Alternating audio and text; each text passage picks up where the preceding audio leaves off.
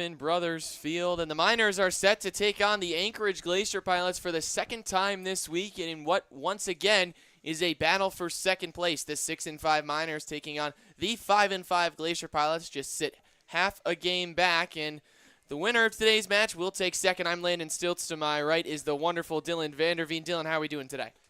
We're doing really good. You know, it's kind of been a really weird last few games, to say at the very least. But, you know, kind of one of the more regular games that has happened before that was the 11-3 game against the Eagle River Chinooks, in which Michael Malky pitched 10 Ks in that game. It was phenomenal the last time that he pitched.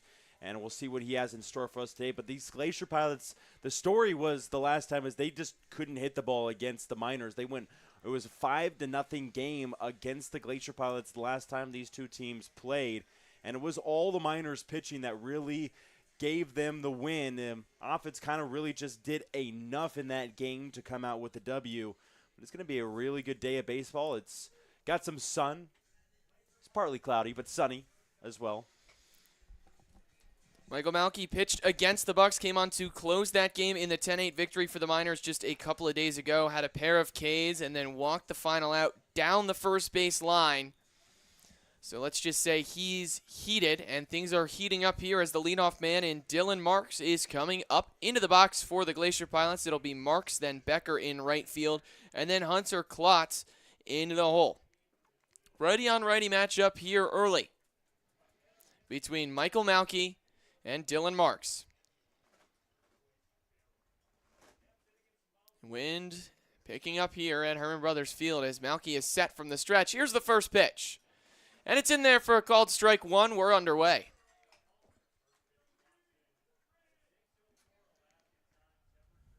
Malky hails from California Baptist. Like you mentioned, he pitched a really good game against the Eagle River Chinooks. It is listed, I believe, still at 2 earned runs, but either one of those runs are earned because he should have recorded the third out. He pointed that out to us, and he is correct on that. But, you know, yeah, he's pitched really, really well. You mentioned he pitched against the Bucks and shut out the last of that game and walked the batter down the line, which was a pretty good look of just the Miners accomplishing the feat of beating the Bucks, especially after being down 8-1 in that game, and just walking it down the line was pretty beautiful. Malky's behind in the count, 2-1 to Dylan Marks. Here's the 2-1. In the air, out into right field, but it's going to go out of play foul. Carter Geffrey's out in right field today. Elliot Medlock going to have a couple of days off. Tweaked his hamstring in that top of the ninth inning yesterday, going into the bottom of the eighth. So he'll be out a couple of days. Cole Funkhauser taking over at second. The 2-2. Breaking ball. It's strike three, but it's going to get by. And the leadoff man is aboard. A strikeout for Malky, but it's not going to go in as an out.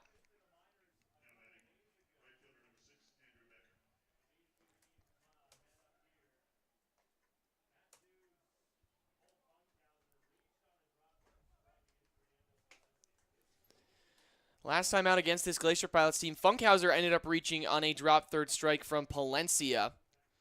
So the teams are now even in that category over these past two games.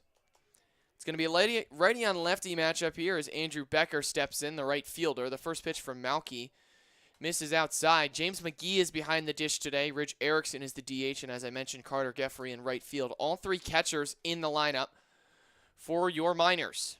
Yeah, one of the catchers in Ridge Erickson, I got to interview him before this game, and the audio just didn't come out right. But unfortunately, that interview will not be seeing the light of day. But, you know, it was a nice test interview for us because we got some new toys that we've been playing around with. Hopefully we can bring those to you soon so you can kind of see what we're experimenting with and hopefully give you a better viewing experience here on the Matsu Minor broadcast.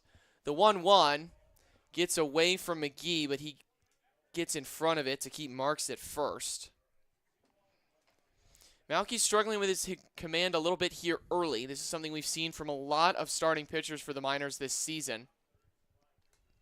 Not necessarily a free bat given to Marks, but he stands on first nonetheless. 2-1. Marks is taking off. The throw from McGee. Oh, they got him by a mile. They did not. Marks slides underneath the tag from Parentoni, and I spoke too soon. I thought they had him by a mile. There was a lot of questionable calls the last time this field umpire was in the field. I can't remember exactly which game that was, but there was a lot of just kind of controversy on both sides of things. If he got a couple of calls right, and he must have swam around that play because otherwise Parentoni had him dead in the water on a really good throw by James McGee, and I'm not sure how he's still standing at second base. It's Malky with a quick back pick. Marks is in there safely that time for sure. It's a 3-1 count on Becker. That was the 4th stolen base of the season for Marks.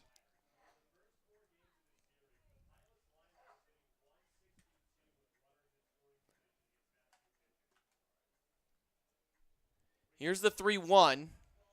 It's in there for called strike 2, and now James McGee is going to come out and have a conversation with his pitcher and Malky. With runners in scoring position in the 4-game regular season series so far between these two squads, the Glacier Pilots are batting right around the 150 mark with runners in scoring position. Not a successful formula if you're this Anchorage Glacier Pilots team. I mean, you look at kind of just some of the scores that they've had against the Miners. One of them a 5-0 game. One of them they lost 3-1. So it's been a couple of really low-scoring games for the Pilots when they've came out with a loss. The 3-2's fouled off. We'll do the payoff pitch once more.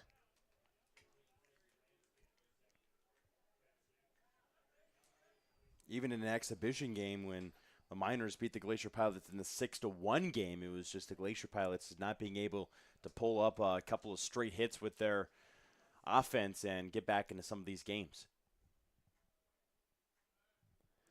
The payoff, swing and a miss. Strike 3, and that's Malky's second strikeout of the day, but this one sends the runner back to the dugout instead of first base. Yeah, it's kind of unfortunate that Malky had that one get away from McGee, and that's actually not the first time that Malky's had a drop third strike. There was 2 of them in an exhibition game, not in the league play, but that just kind of got away from the catcher, and Malky was the pitcher, and both of those drop third strikes. And it'll be Hunter Klotz in the box next for the Glacier Pilots. The first pitch. Slider misses inside. 1-0 is the count.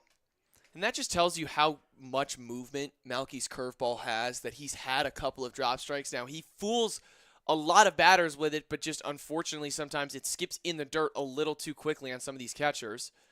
The 1-0 is hit over to Eberhard at first. He's going to field it and step on the bag himself. Advancing to third is Marks.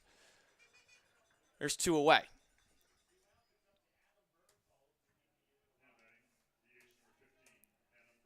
This will bring up the DH and Adam Bergholtz.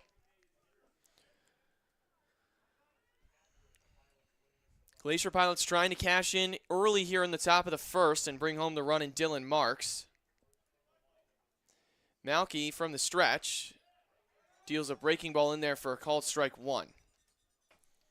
Yeah, and obviously if this run does come across, it would be an unearned run in Dylan Marks, but a run nonetheless. And the Glacier Pilots would love to have an early run with the way their offense has kind of been against the Miners.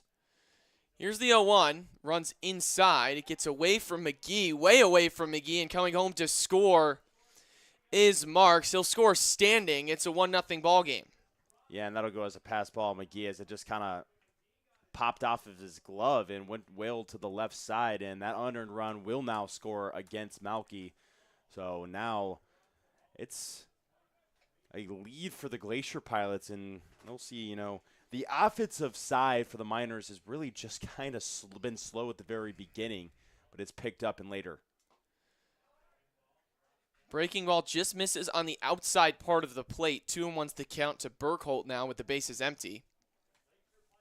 Or at least our offense is absolutely stellar when we're down 8-0 in a game. I would prefer if it doesn't get to that point, as that pitch is fouled straight back, 2-2.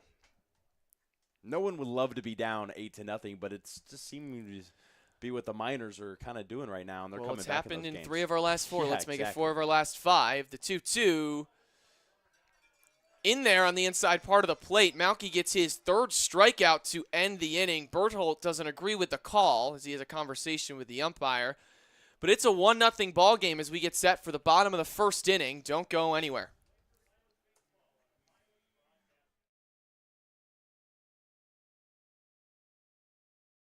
Josh Jansen, University of Oshkosh. Grayson Chapel, Central Missouri. I went to my college. It was just a good fit for me out of high school. It was close to home, and I really liked the coaches. Yeah, close to home. Parents can come see me. I got that opportunity when my coach approached me. My coach actually played here, I think, 20 years ago now. So it was a really cool opportunity, and I didn't look back on it. Coach called me and said I get to be the ball sack man, so I get to carry the balls for the pitchers. I know the first 20 digits of pi. 3.1415926535897932384626. He completely made that up, by the way. No, I didn't. Nope. You can look it up. He's right. He's right. Look it up. Oh, not really, no. I always have to be chewing gum. I think mine would have to be Squidward. I think I understand life. He just wants a quiet life, not to be bothered, and I understand that. Get out of my house! I like Gary.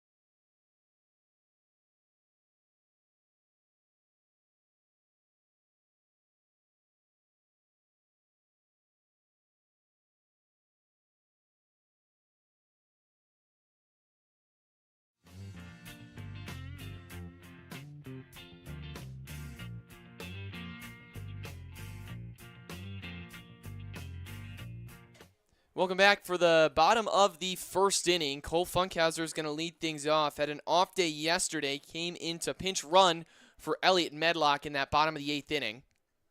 It'll be Funkhauser, then Grout, then Geffrey, and if anybody gets on, it'll be the DH and Ridge Erickson, who went 4 for 4 yesterday with a couple of RBIs. On the mound is Finn Chapman, number 28. He's set from the stretch. The first pitch to Funkhauser is skied into center field. Rodriguez is going back, and he makes the catch on the run for the first out in the inning.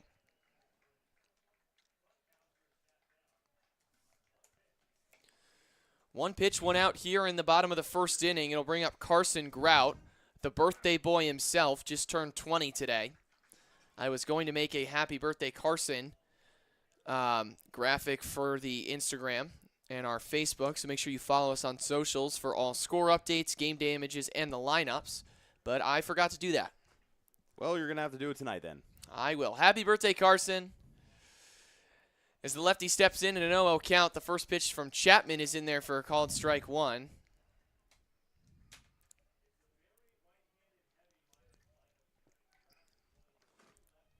Only two lefties in the lineup for the Miners.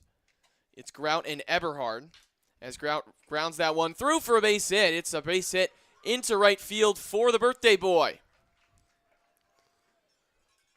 Good start to his day on a guy who was kind of really honestly hard on himself yesterday in a game that was just kind of back and forth, another roller coaster of a game for the Miners, but he tried to make a barehanded play that went down as an infield single. And he was just being hard on himself after the game, and everybody trying to pick him up, telling him, it's going to be a new day tomorrow. And that's exactly what he's starting to do right there with a base hit and getting a fresh set of confidence for Carson Grout. This brings up Carter Geffrey. He's taking his first hack today against the righty and Chapman. He's set from the stretch and deals home. Slider is in there for a called strike one. Geffrey had off yesterday as well and was going to come in and pinch hit in the 9th if it got to him, but it did not. Luke Wilson was the final out. He would have been up next. Barring a double play, Ridge Erickson is in the on-deck circle and be stepping up to the plate next. The 0-1 to Geffrey misses high. 1-1's the count.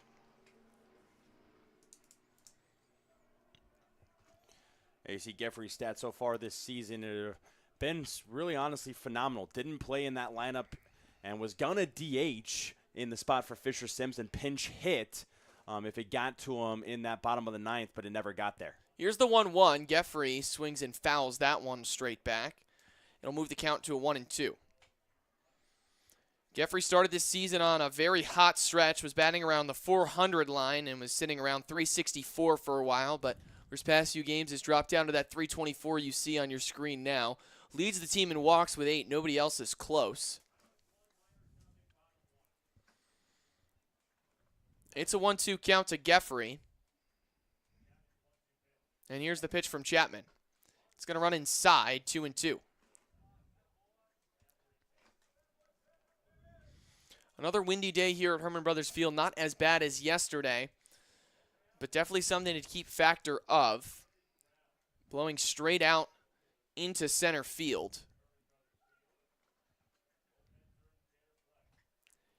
Chapman takes a deep breath as he readies for the 2-2.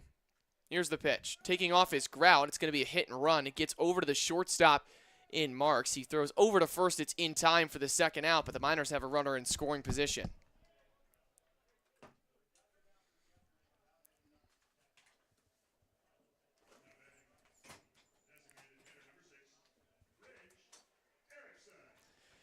As this will bring up Ridge Erickson, looking to continue his hot streak as he was batting 4 for 4 yesterday. Brought his average up to 414.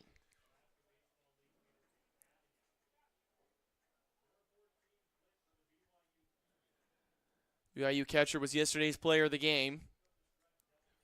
2 RBIs, looking to add another one here today as that first pitch misses inside. 1-0 is the count to Erickson now. Erickson has had some memorable moments so far this season. Delivered a walk-off on opening day in regular season against this Glacier Pilots team in a 5-4 win. The 1-0 is taken for a strike, 1-1.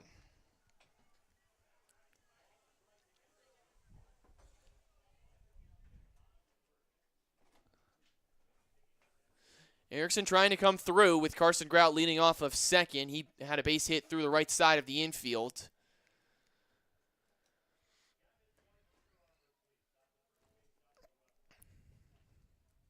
Chapman is set. Here's the pitch. Erickson down the third base line, but foul. We'll run the count to 1-2 on the designated hitter. If Erickson can keep this inning alive, it'll be Evan Bilter up next. He's in the on-deck circle right now. Bilter had a 2 RBI double yesterday in that 6-run bottom of the 5th inning for the Miners.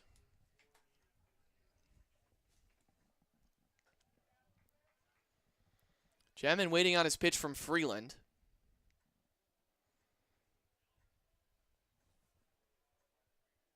And he's set from the stretch for the 1-2. Here it is. A slider that just tails a little high and outside. 2-2 now on Erickson.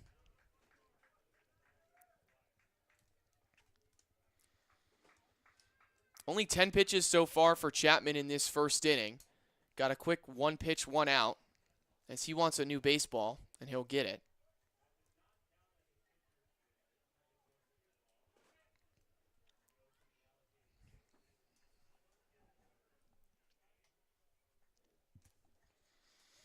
It's a 1-0 ball game.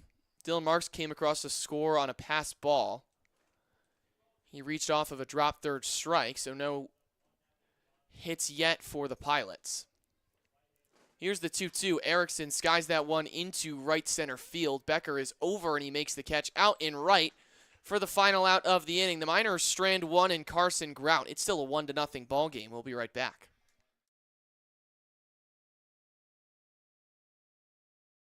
Fisher Sims, Colorado School of Mines. Evan Bilter, Colorado School of Mines. I've always wanted to go to Alaska. It was a beautiful location, and my boy Fisher lives up here, so it's a good deal. Yeah, the field is great. Love the community and love the energy we got here, and very excited. I like to DJ and also play pickleball. I like to fish, read, also play pickleball. So back in the day when they were doing like the Manhattan Project, you know, the nuclear research, They were doing research at mines, and they buried a bunch of waste, and on top of that waste, they built a baseball field. So we're playing on top of that. Never step on the line, no matter what. Yeah, I know it's brutal, but the same thing, never step on the line. Green Book and The Sandlot. Probably Interstellar and 7. Can write with both hands. I guess. My parents say DJ, but I think my most useless skill is badminton, for sure.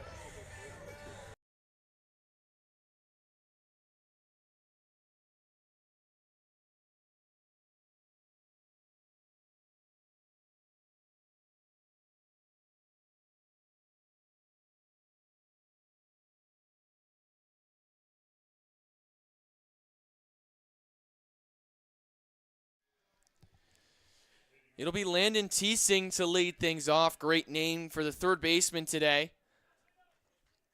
For the Anchorage Glacier Pilots, Michael Malky out for his second inning of work. Already 3 strikeouts for the California Baptist kid. As that ball's hit right to grout over at third. Fires over to first in time. 1 pitch, 1 out here in the top of the second inning. And that'll give Grout some early confidence here for the Matsu Miners after that barehanded play. That'll go down for an infield single. It would have been a really tough play yesterday for Carson Grout, but he was beating himself up, and that'll give him an early play to kind of let him settle down in this game and be a rock over at third base. This will bring up Carter Freeland for his first tax. He's the catcher today for the Glacier Pilots. Switch hitter batting from the left side. He swings at the first pitch and fouls it off. 0-1's the count.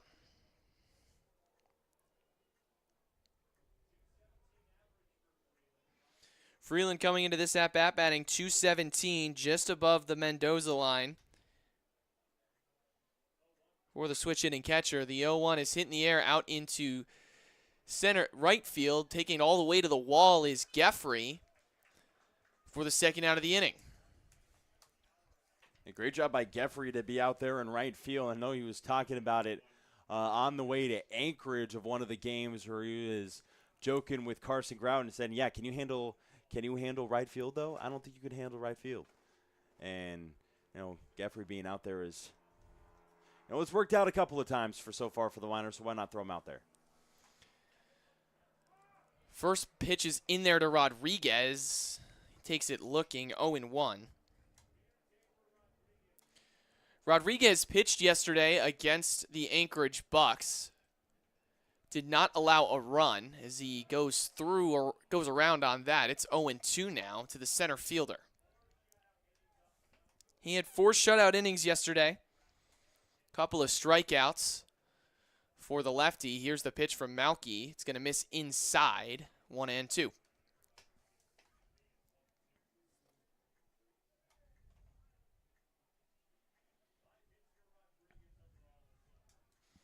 Rodriguez, mainly a pitcher, but gets his hacks every once in a while in the lineup for this Glacier Pilots team as he takes the 1-2.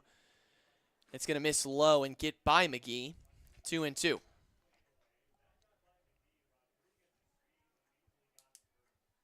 Yeah, I was talking to Casey, and he said Rodriguez kind of did his best Shohei Ohtani impersonation in a home run, and then also pitching 4 shutout innings yesterday in the Glacier Pilots game.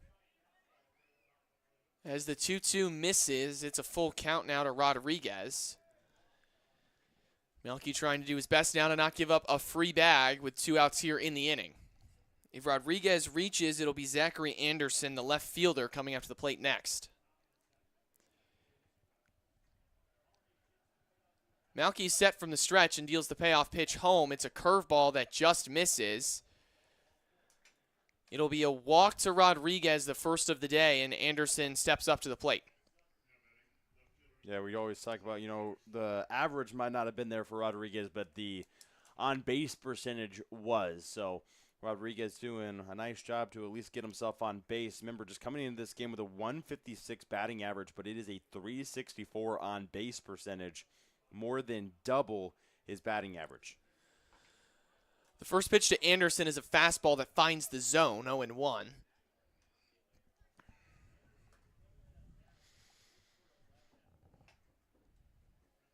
Anderson Rodriguez, can sometimes not beat you necessarily with his bat, but he can beat you with his legs. A lot of speed over there at first base. Great job by McGee to block that one. 1-1's the count.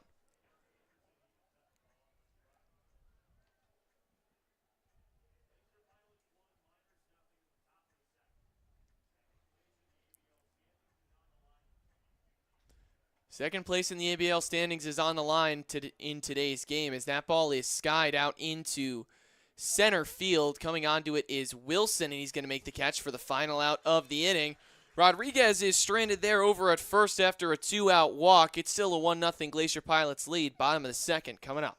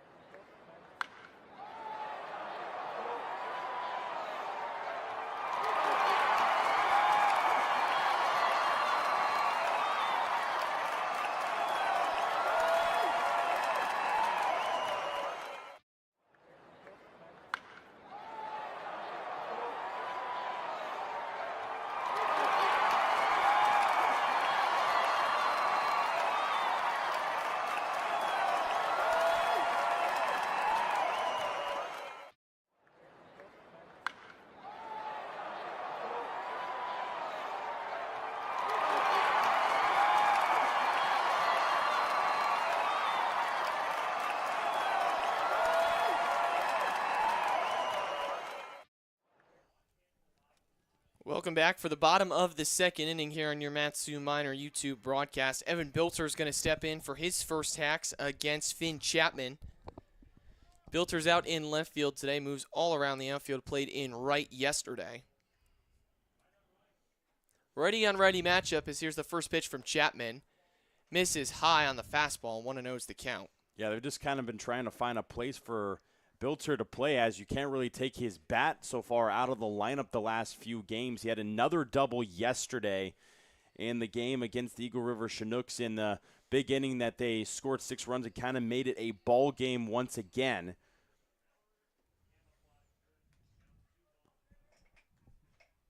You see his stats there at 281 with a 343 on base percentage, up to 6 RBIs now total on the season.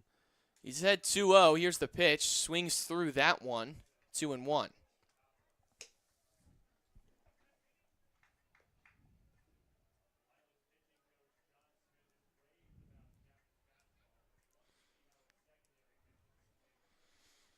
Here's the 2-1 from Chapman. Bilter's just going to get a piece of that and foul it off. 2-2. Chapman has a very dynamic fastball that we've seen a couple of swings and misses on here early. The right-hander is yet to record a strikeout.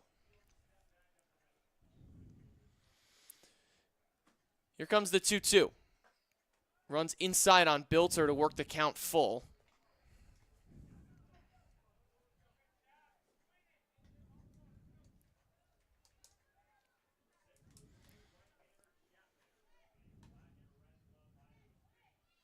Chapman gets his pitch, takes a deep breath as here comes the payoff pitch. Runs inside on Bilter, and Bilter is going to work a leadoff walk here in the bottom of the second with Carter Eberhard coming up to bat. Yeah, it also puts a lot of speed on the base path. Would not be shocked if there's some type of bunt or a hit and run type of thing ran here. You got Eberhard, so the hit and run might be a little bit more likely with Bilter's speed on the base pass, but don't be shocked if you see a lay down for a bunt here to try to tie up the game at 1-1 by putting the runner in scoring position. Eberhard, the other lefty in the Miners lineup today. Bilter takes off. Swinging through that pitch is Eberhard, and Bilter is in there safely with a stolen base. Yeah, the hit and run was on there. You could tell by the way he just kind of swung at that pitch and making sure that at least got the swing and tried to distract the catcher just a little bit as Bilter was taken off for second and got there safely. Back-to-back innings with runners in scoring position now for the Miners, this time with no outs.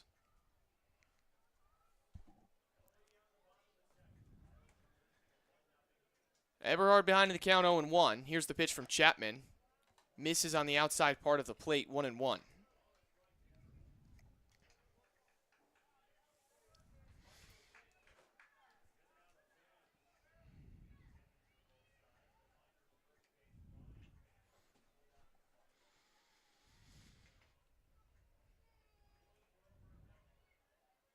Here comes the 1-1. Eberhard takes outside on the fastball, 2-1.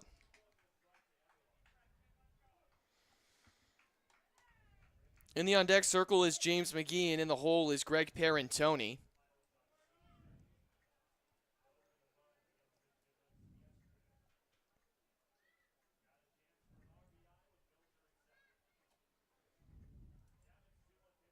Chapman is set from the stretch, the 2-1 home. Fastball misses outside once more. It's 3-1 to the Miners' first baseman.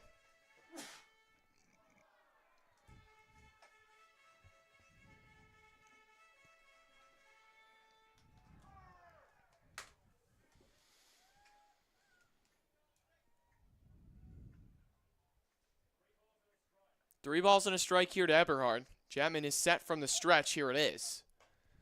Fastball misses outside again. It's ball 4, and Eberhard's going to take first. Now I would expect the bunt. Now I 100% would. First and second, you got James McGee up, who so far this season has kind of struggled from the plate. Just a $158 so far and a .238 on base percentage. He does have 3 RBIs, but he has a chance to kind of do a job if they choose to bunt here. Successful bunt would remove the double play from the equation potentially. Righty on righty matchup. McGee does show bunt. He gets it off, but he pops it up into foul territory. Nobody can get there to make the play. It's 0-1 here on McGee. Before that ball started tailing more towards deeper and deeper into foul territory, I thought that ball was just popped straight up to the first baseman. I was going to be like, yeah, that's the only thing you can't do when you try to lay down a bunt.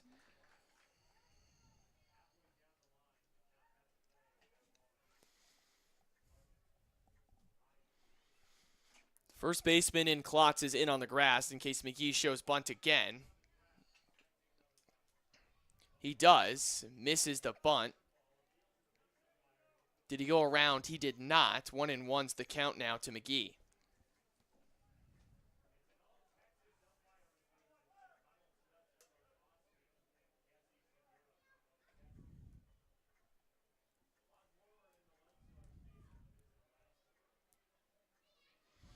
Even 1-1 count here to McGee with Bilter off of second and Eberhard off of first with nobody out in the inning. See if McGee tries to lay down the bunt with Klotz still in over at first. He does. Gets it off right back to the pitcher. That ball gets by the first baseman in Klotz. Bilter's going to come home to score and tie this game. They're sending Eberhard. The throw is not going to be in time. McGee ends up over at third on a bunt single that's going to go down as an E1.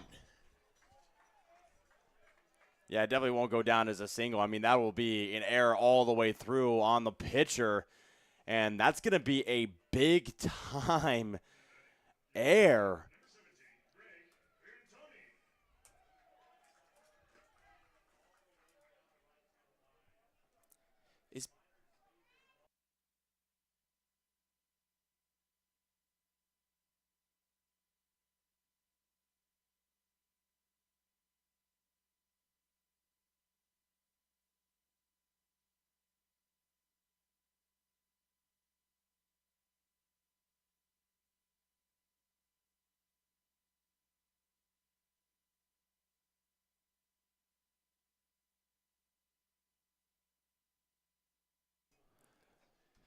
Greg Parentoni's up. He's in an even 1-1 count as there's going to be a conversation between the pitcher.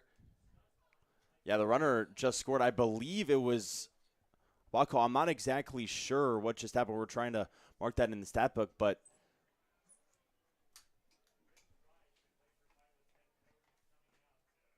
Price is going to come out.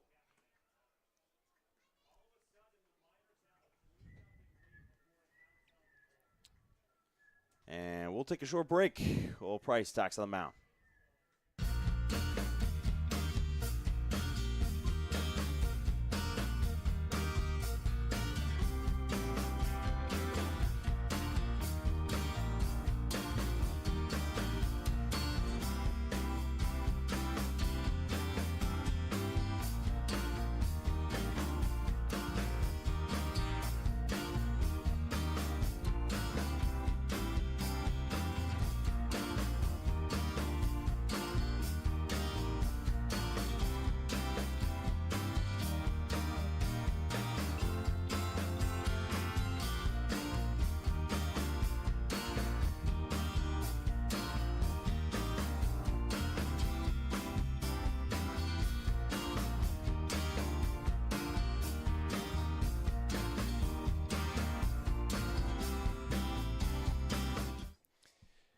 Price has stopped the meeting on the mound between him and Freeland and the rest of the Glacier Pilots infield. It's a 3-1 lead now for the Miners after a couple of miscues from the pitcher and Freeland, a balk and a throwing error.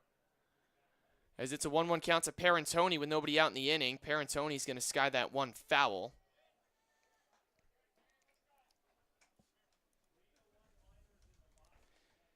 It's a 1-2 count here in the bottom of the second inning.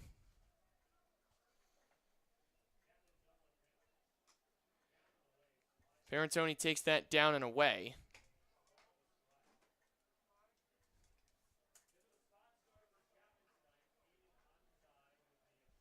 That last one was a balk to get him in there. He's either a balk or a legal pitch, which would be the same thing as a balk. So that's how McGee ended up scoring for a now 3-1 lead. And it's kind of been a lot of scoring early on in this game between the Pilots and the Miners that usually is a pretty low-scoring matchup between Anchorage and Matsu. It's a 2-1 count to Parentoni. Here's the pitch. Parentoni just gets a piece. It's 2-2.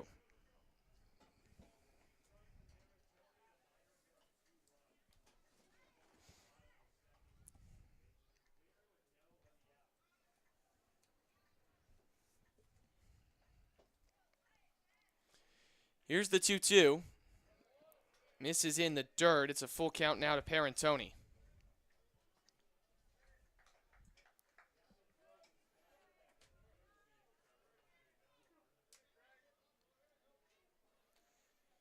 Parentoni coming in with this 278 average is like kind of just right in the middle of everybody in terms of average of qualified batters. And, I thought that was going to help for a second, but That ball was hit right on a line to the shortstop in Marks for the first out in the inning. As this will bring up the 9-hitter in Luke Wilson. He was the final out of yesterday's game, flew out to right field.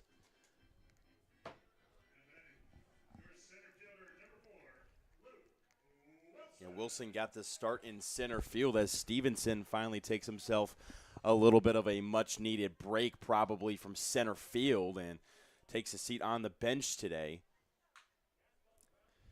That's grounded right. Oh, grabbed there by the first baseman in Klotz. What a great play to get down and make that diving grab in the dirt. And a great job by Chapman to cover it for the second out in the inning. That was a really good job of laying down and kind of just smothering that ball, but it was an even better job of recognizing and getting over as well for the pitcher to make the play and kind of keep the bases clean right now with Cole Funkhauser coming back up. 2 outs now in the inning. The Miners have scored 3 runs on only 1 hit so far today. It's a breaking ball in there for a called strike 1 to Cole Funkhauser.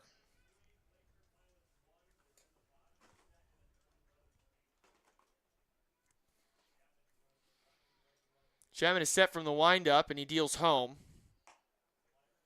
Slider misses outside. 1-1's the count now to Funkhauser. Funkhauser just saw 1 pitch his last time up, skied it into center field for the first out in the bottom of the first inning. Here's the 1-1. Funkhauser takes inside and low, 2-1. Good to see Funkhauser kind of taking a few pitches after seeing just one against Chapman, seeing now all of his stuff, couple of fastballs and a slider. We'll see what Chapman throws next. Here's the 2-1 from Chapman. Misses high and inside. 3-1 now on the Miners' second baseman. Funkhauser kind of was down at the Mendoza line for a while, but quickly got his stats back up, and it's kind of fluctuated back and forth. Still now back down at 211, but his on-base percentage is 273. He's kind of has gone up and down depending on how good of a game he's had. He's had that grand slam, and also has gone 0 for 5. The 3-1 misses high. Funkhauser's going to work a 2-out walk, and it brings Carson Grout up, the man with the only hit today for the Miners.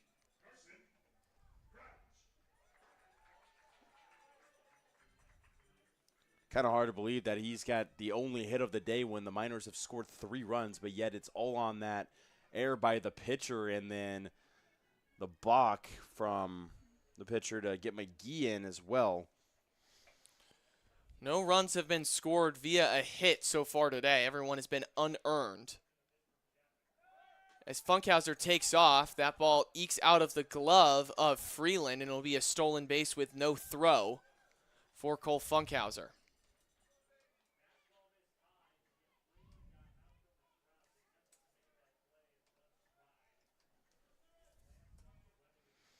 Move another runner into scoring position today for the Miners.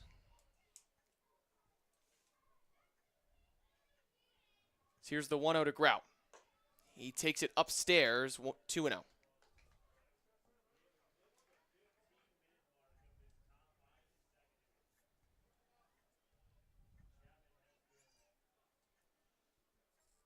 Grout's had a hit in 8 out of the 11 games to start this league play for the Miners. And now with that hit today, it's 9 out of 12. Grout takes a strike. It's 2-1. It's a slider that just caught the bottom corner of the zone.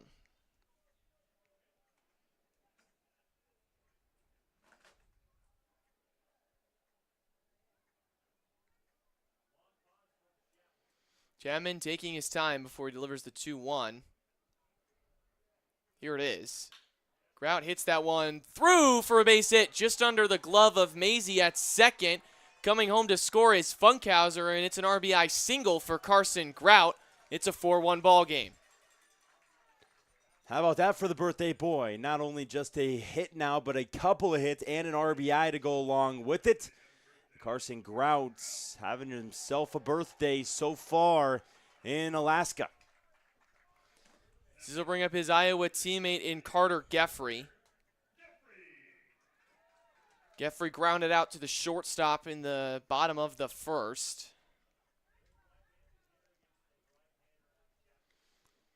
It's the first lead for the Miners early on in a game since they played the Glacier Pilots just a couple days ago. Geffrey hits that one well right into the left field. It's going to get down for a base hit. Grout advances just one base. And I wonder if that Dollar. Hey, I was gonna see maybe if he cracked that or not. I think Geffrey was looking at if he cracked it or not. I don't think it was a broken bat, but it kind of looked like it as it floated its way into left field. But Geffrey with just so much power, taking it right off the end of the bat and getting enough on it to poke it into left field. And now look out for the Miners with another 2-out hitting where they've been so good so far this season. This will bring up Rich Erickson, flew out to right to end the bottom of the first. He takes the first pitch in there for a called strike 1. Fastball caught the top of the zone from Chapman. The Iowa boys are on base. Grout leads off of second, Geffrey off of first.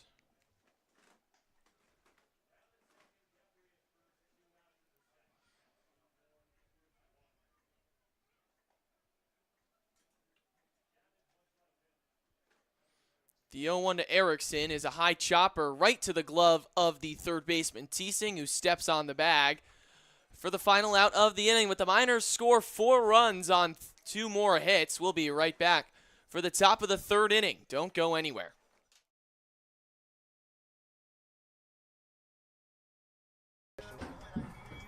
Greg Pierantoni, Pomona pitcher. Colin Muskelly, Long Beach State. I wanted to enjoy the SoCal weather. That was a big part of it. I mean, again, SoCal weather, and I'm close to home. I live 15 minutes away. One of my coaches at Long Beach, Tyler Bassetti, he coached here, played here, so he kind of hooked me up with it. I'd heard good things about it and also wanted a different summer ball experience in Alaska. I got Moneyball and Saving Private Ryan, in no particular order. American Pie and the first Top Gun. A bear ran through my campsite at Yellowstone when I was camping. I got lost at Disneyland when I was little. Probably SpongeBob. Larry the Lobster. SpongeBob laugh. It's been a minute since I've watched it, so couldn't really do it for you. Come on.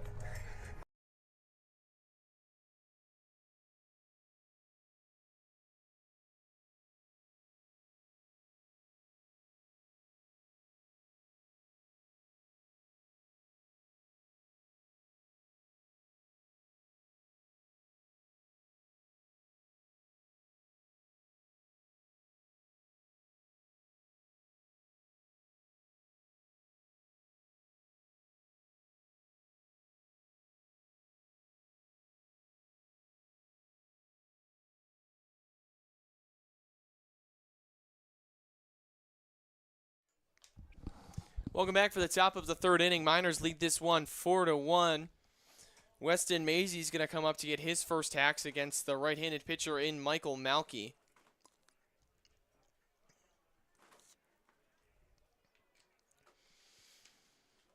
Malky with 3 strikeouts already. Had 10 his last start as the first pitch to Mazey misses outside, 1-0.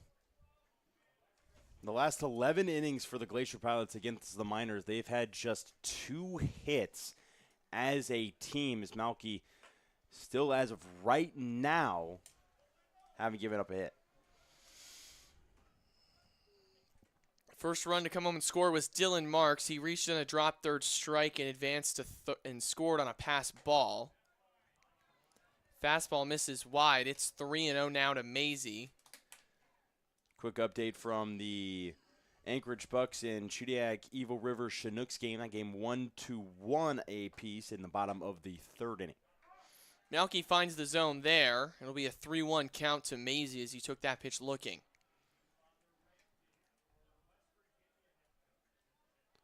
Here's the 3-1. Hit right back up the middle to Funkhauser, and he's going to field and fire to first for the first out in the inning.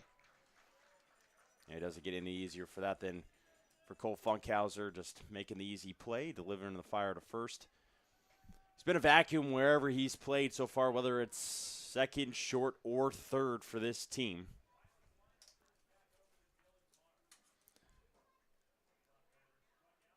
As this will bring up Dylan Marks. He reached on that drop third strike just like I mentioned a moment ago. That one runs and almost hits him in the face. Gets out of the way of that. It's 1-0. I don't want a second number 7 being hit by this Miners It's squad. normally lucky number 7, but we've seen so far this year it's been unlucky number 7. Yeah, definitely take Green over with the Eagle River Chinooks, and now way high and upstairs, nearly hitting Marks. 2-0's the count to Marks. Malky deals home. It's a fastball that finds the zone, 2-1.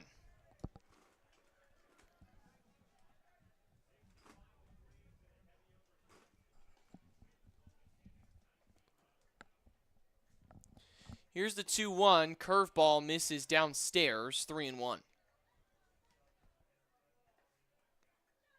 Malky's going to take an extra second. He thought he might have gotten that pitch that wasn't called. He's been real efficient so far in this game. He's thrown 40 total pitches. 21 of them are strikes. Here's the 3-1 to Marks. Checks his swing. He did go. 3-2.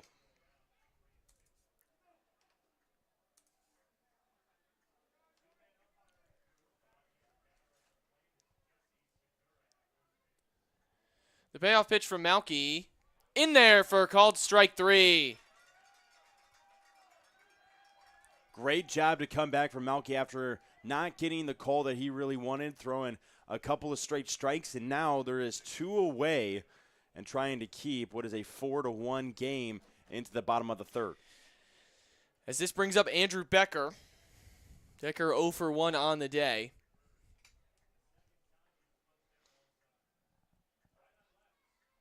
Ready on lefty. Here's the 0-0. That ball is going to be fouled away. 0-1 here to the right fielder in Becker. Marks has only struck out twice so far this entire ABL season. That was strikeout number 2. He did it looking. Malky gets his pitch from McGee. Here's the 0-1. Fastball tails outside, 1-1.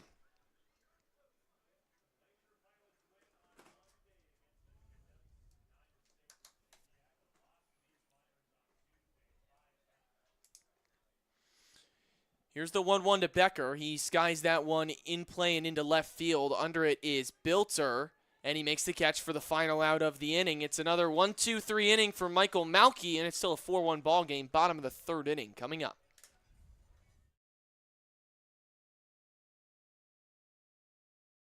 Ridge Erickson, I'm from BYU. Joe McGee from St. Mary's. Why did you guys pick your college? I chose BYU. It's Big 12, good competition, and it's good culture there. Oliver Hall on the weekends. One of my past teammates went there, and he called me and said if I wanted to come, and I said, yeah. I just really wanted to live with a host family. Probably a trumpet. I can play the trumpet. Clash Royale. I'm good at Clash Royale. Favorite SpongeBob character? I like Gary. I'll go with Patrick. That's Patrick laugh right now. I don't know how to do it. Come on, you got it.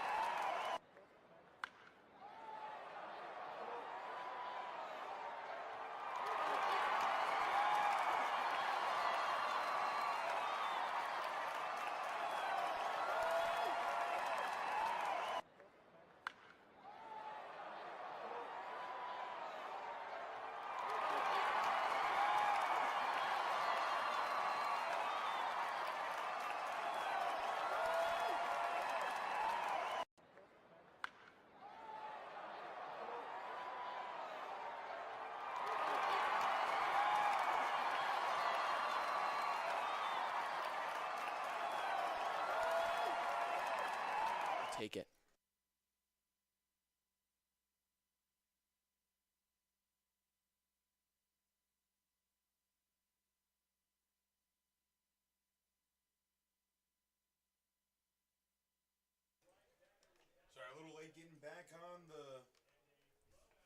Sorry, a little late being back on the broadcast there, but Evan Bilter swung at the first pitch. It was dropped on the fly ball, and Bilter was ended up getting thrown out at second base.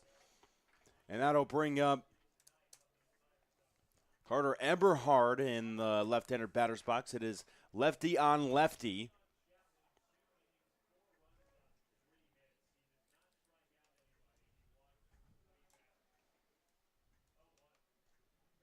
The 0-1 to an 1-1.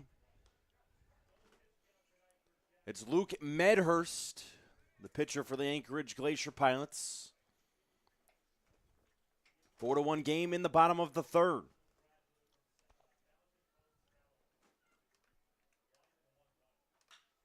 Eberhard over into left field, and that'll land for a base hit. So Eberhard will get on after Bilter got out in the drop pop fly that led to him being thrown out at second base, and we'll bring up James McGee with a runner in.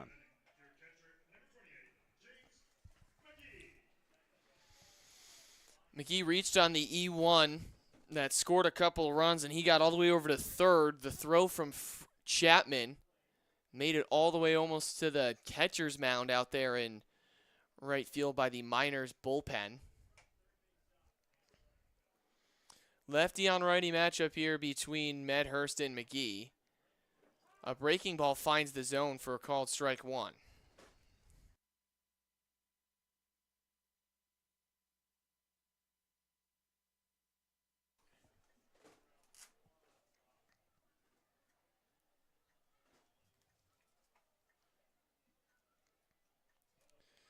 The 0-1 hit on the ground over to the third baseman and Teesing. They'll just take the out at first. It's in time. There's 2 away.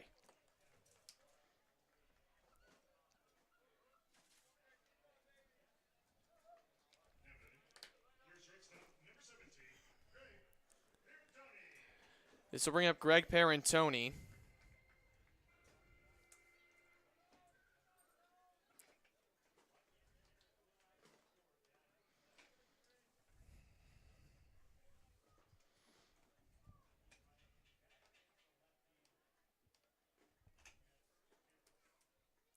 First pitch to Parentoni's outside. 1-0. Great job by Freeland to block that pitch from Medhurst. It's all the way over in the left-handed batter's box. Would have advanced to Eberhard if it got by Freeland.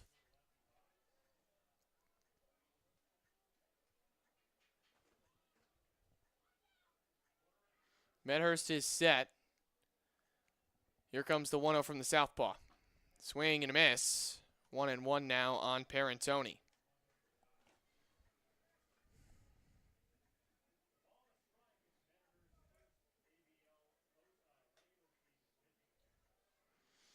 This is Medhurst's first appearance in the regular season so far.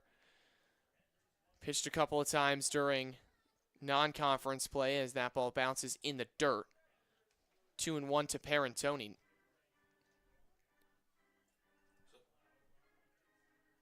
It was actually a foul ball. It was a check swing and then went straight down after that. So a 1-2 count to Greg Parentoni.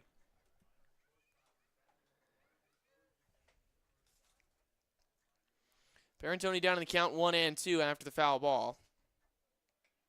Here's the pitch. Swing and a miss. Parentoni goes down swinging for the final out in the inning. Eberhard is stranded over there at second. Miners still lead this one 4-1. Top of the fourth coming up.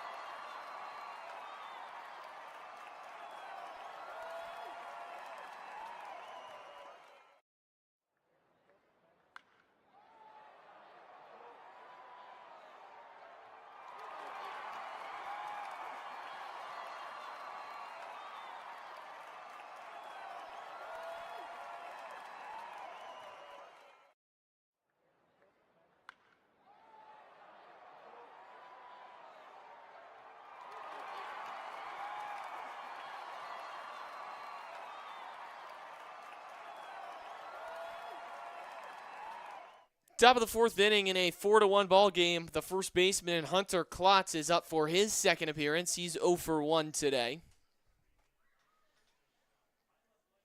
First pitch from Malky is a breaking ball that finds the zone. 0-1's the count.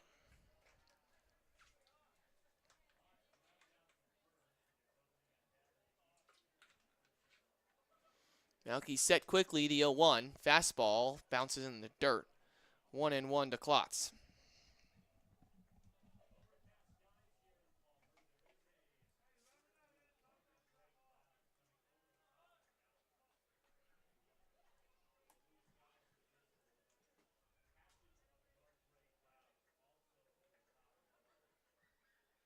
Here's the 1-1.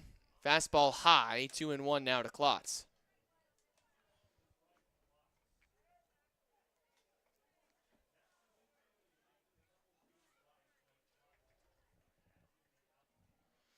Malky set from the stretch. Here's the 2-1. Swing and a miss. 2-2 now. You got a piece of it. I lied. It's a foul tip into the glove. 2-2 still the same.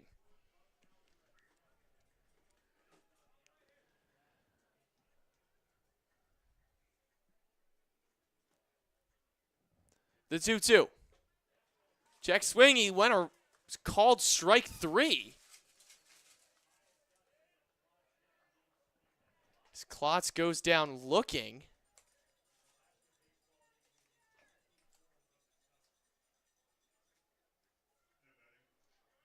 I don't think it really mattered there. I think he might have gone all the way around regardless, but like, yeah, that was. I don't not a think he strike. went around and it wasn't a strike, but Malky will take it for strikeout number 5 as the curveball misses low. 1-0's the count to Berkholt. Still a 4-1 ball game in the top of the 4th inning.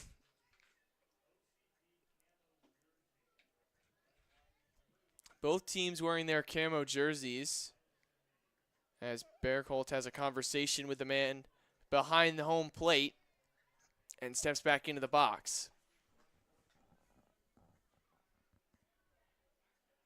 The 1-0 misses high on the fastball. 2-0.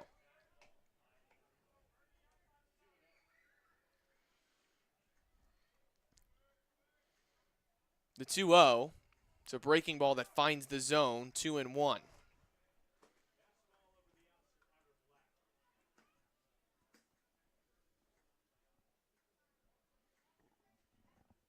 Here's the 2-1, swing and a miss, 2-2.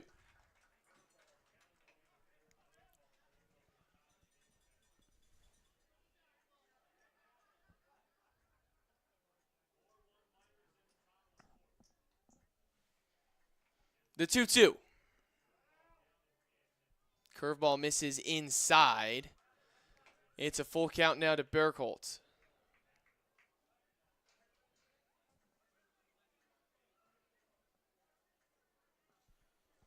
They're going to make him switch the baseballs for some unknown reason. You know, this win in the dirt, you want to make sure that there's no scratch or anything like that. I don't know. I don't know why I made him switch baseballs. The 2-2 hit well out into left field. It's taking Bilter back. He's going to just get over his glove. That'll land for a base hit. It's a double for Andrew Berkholt. Adam Berkholt, excuse me. Yeah, when I saw that ball go off the bat, I thought that ball was about 20 feet over the left field fence and kind of got blown back a little bit and almost made the play. Was Bilter. It was really tough next to the wall. Really tough play, and we'll go down for that extra base hit. Watisi coming up. This will bring up Landon Teesing. Runner in scoring position once more for the Pilots as Berkholt gives them their first hit of the day.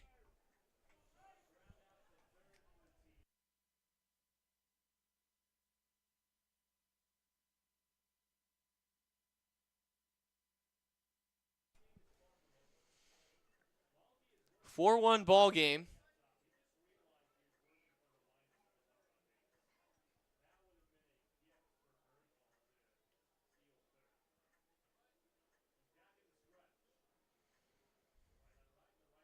First pitch to Teesing, swing and a miss. 0-1.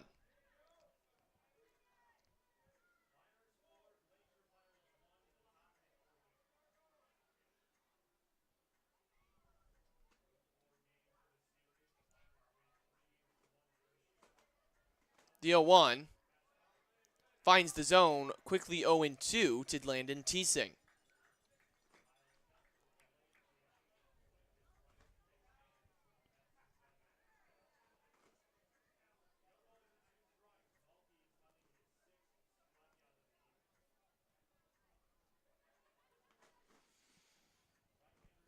The 0-2. Curveball misses. It's 1-2 now to Teesing.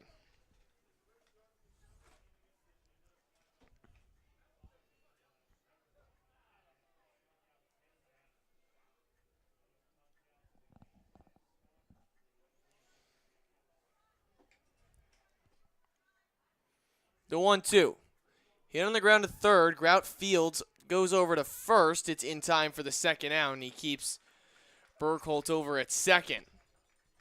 Good job getting something to the left side and keeping Burkholz still 180 feet away instead of just one base and anything the outfield scores. I mean, now something shallow, if you can get a good throw, they're going to hold him over at third. This will bring up Carter Freeland.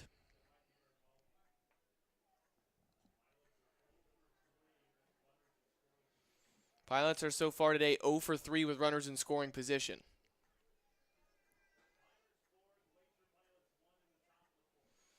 Malky gets his pitch from McGee, and he's set from the stretch. Here it is. Misses high and outside. 1-0 to quickly to Freeland.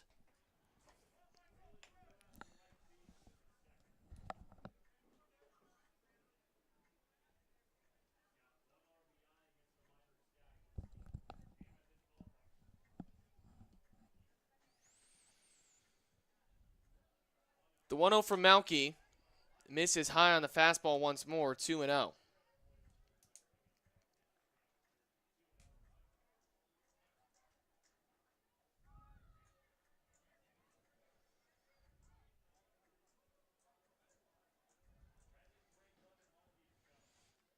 Freeland ahead in the count, 2-0. Here's the pitch. Malky misses low on the curve. It's 3-0.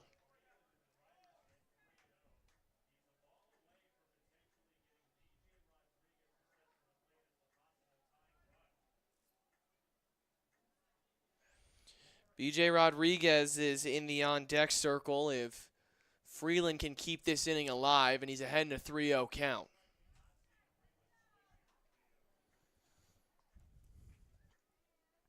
Here's the pitch from Malky. Fastball finds the zone, 3-1.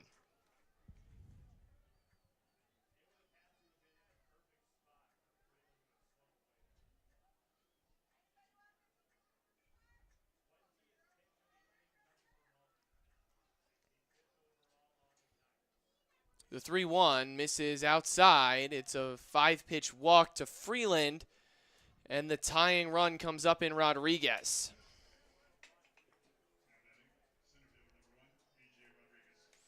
Rodriguez walked his last time up.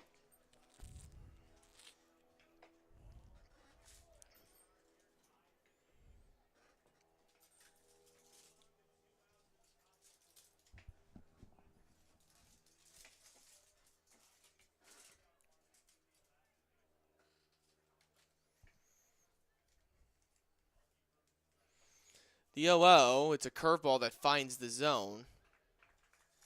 0-1.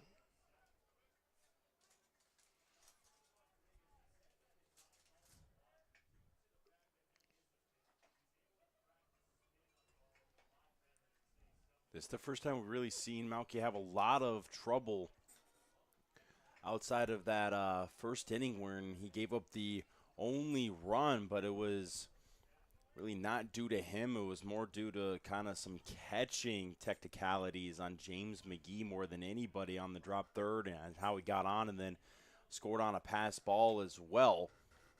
And having the first and second with the 2 outs, needing a payoff pitch right here from the guy who strikes out more batters than anybody for the Matsu Miners.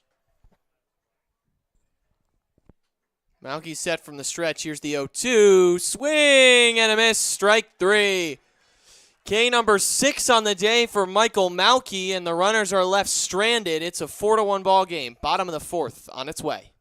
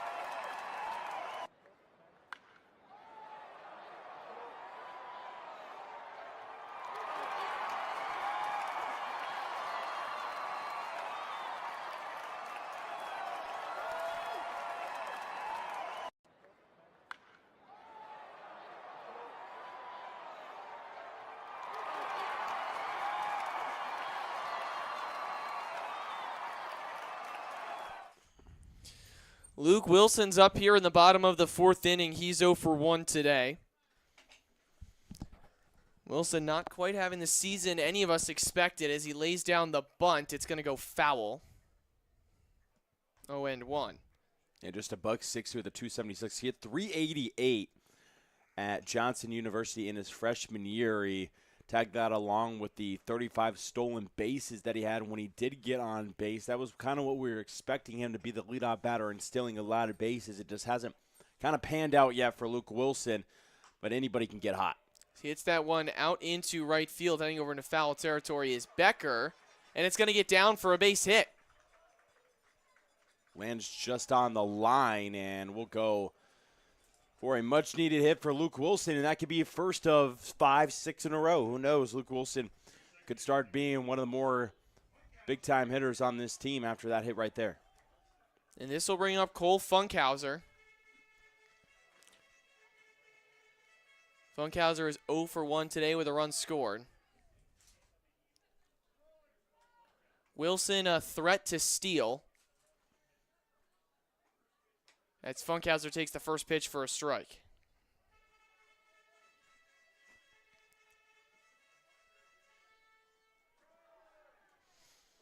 Funkhauser with 8 RBIs on the year, but batting just above the Mendoza line at 211. Not necessarily the numbers you want to see out of a leadoff man as they check back on Wilson at first. Yeah, 4 of those RBIs also off that big-time grand slam that he had to put the Miners in front of the Anchorage Bucks 10-8 in the game that they came back from 8-1 and won 11-9. Wilson takes off, and he is picked off. The throw to second is in time.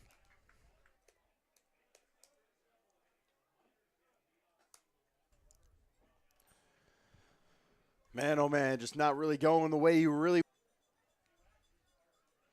Carson Grout's coming up with 2 outs. He's 2 for 2 today with an RBI single.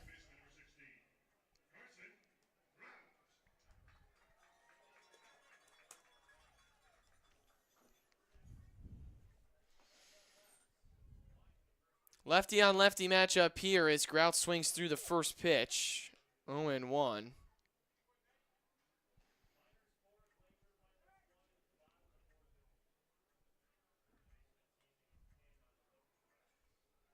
The 0-1 from Medhurst is in there and swung on. It's 0-2 now to Grout. Grout's having himself a pretty good birthday so far. A couple of hits already in him, an RBI. Now he's just kind of looking to keep this inning going. The 0-2 on its way. Swing and a miss. Strike 3. Medhurst gets Grout in 3 pitches, and that'll do it for the bottom of the 4th inning. Don't go anywhere. Top half coming up.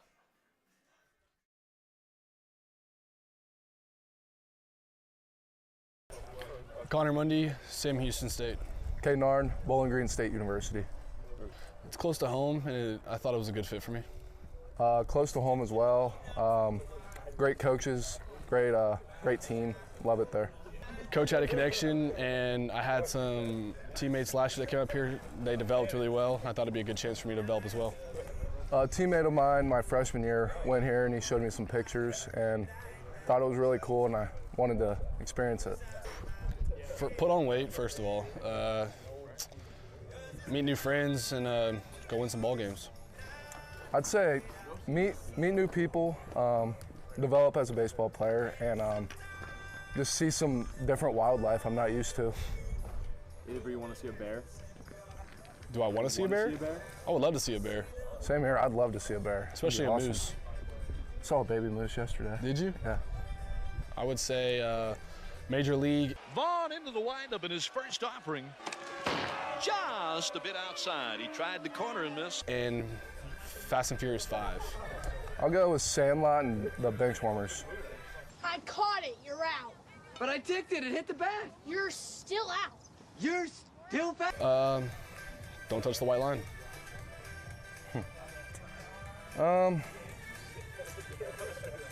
I'll say don't touch the white line either. Ooh, Larry the Lobster.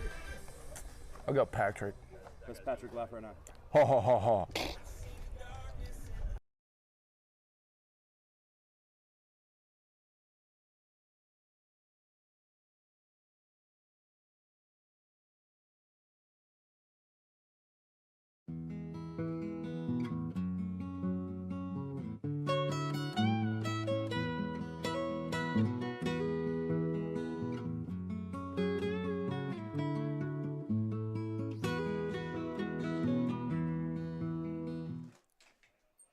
Zachary Anderson's up to the plate. He takes the first pitch for a ball. Michael Malky out for his 5th inning of work. And why not? I mean, he's really honestly done pretty terrific in this game. He's got 6 Ks of his are on him on his day already again, and it's the 2nd straight time where he's had a really nice start. As that fastball flies over the head of Anderson, it's quickly 2-0. Anderson 0 for 1. Oh, kind of was just like the first pitch we've seen from Malky. We spiked a couple of them, but that was the first one just rogue, leaving his hand and going over the head of the Glacier Pilots batter. Here's the 2-0 from Malky. It's a curveball that finds the zone. 2-1.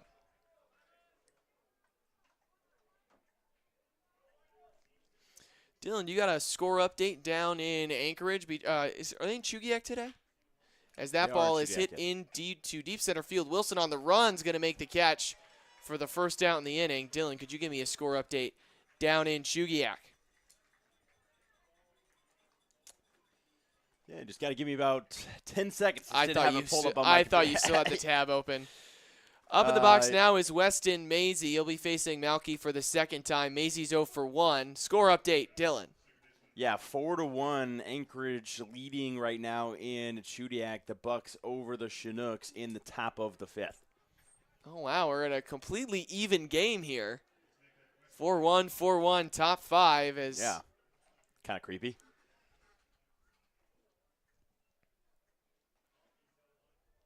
Here's the 0-1. It bounces in the dirt. 1-1's the count.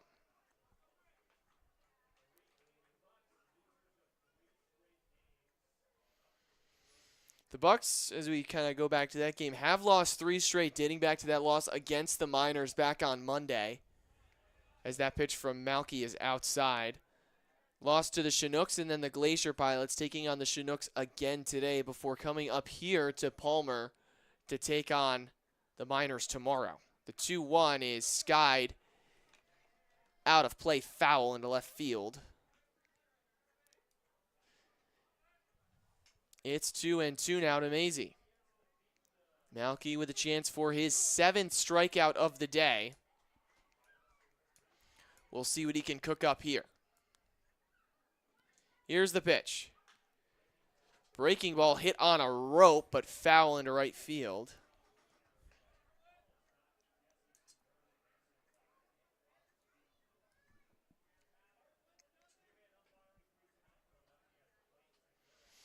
Some dark clouds here at Herman Brothers Field, but no rain. Sun is still shining. The 2-2 fouled away.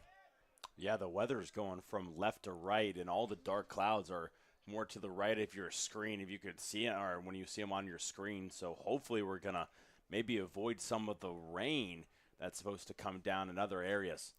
The 2-2 hitting the air out into left center field. Coming on is Bilter. He dives, and he can't make the catch. Really good effort from the ore digger out there in Evan Bilter, but just sank a little bit too much with the wind blowing it in and a little bit more to the right, well away from Bilter, and just didn't have enough time to come in and make the play. This will bring up Dylan Marks. Marks is 0 for 2 today, but scored that one and only run for the Glacier Pilots in the top of the 1st inning. Off of first is Maisie. The first pitch to Marks is in there for a called strike 1, and Marks can't believe it.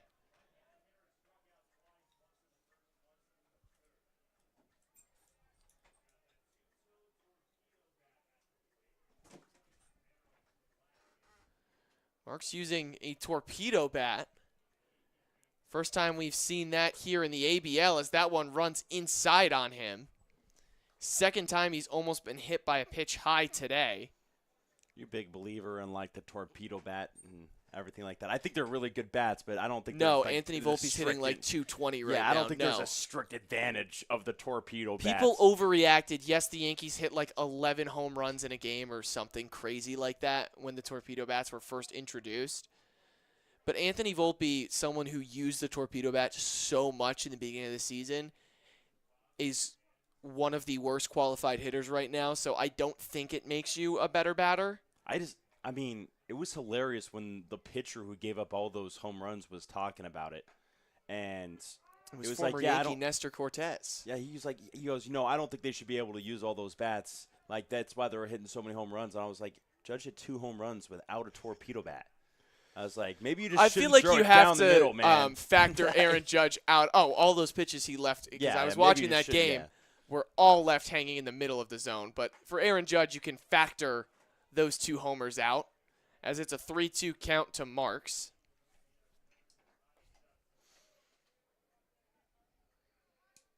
Aaron Judge was got the automatic All-Star bid today, as the finalists were announced. He had the most votes in the league, so he gets an automatic bid and is not counted as a finalist. It's a full count to Marks. Here's the payoff pitch from Malky. In there for a called strike 3. The throw to second. In time, it's a strike him out, throw him out to end the inning for Michael Malky and James McGee. We'll be right back for the bottom of the 5th inning. Don't go anywhere.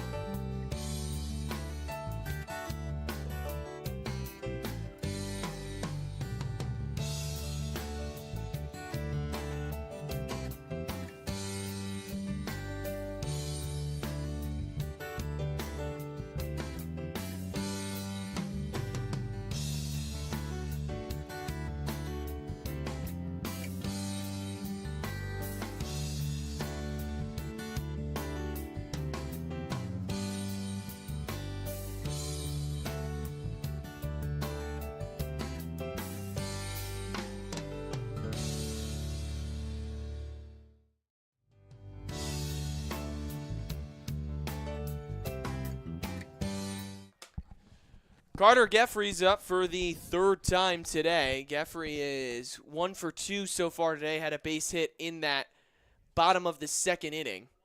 The first pitch from Medhurst finds the zone with the breaking pitch for a called strike 1.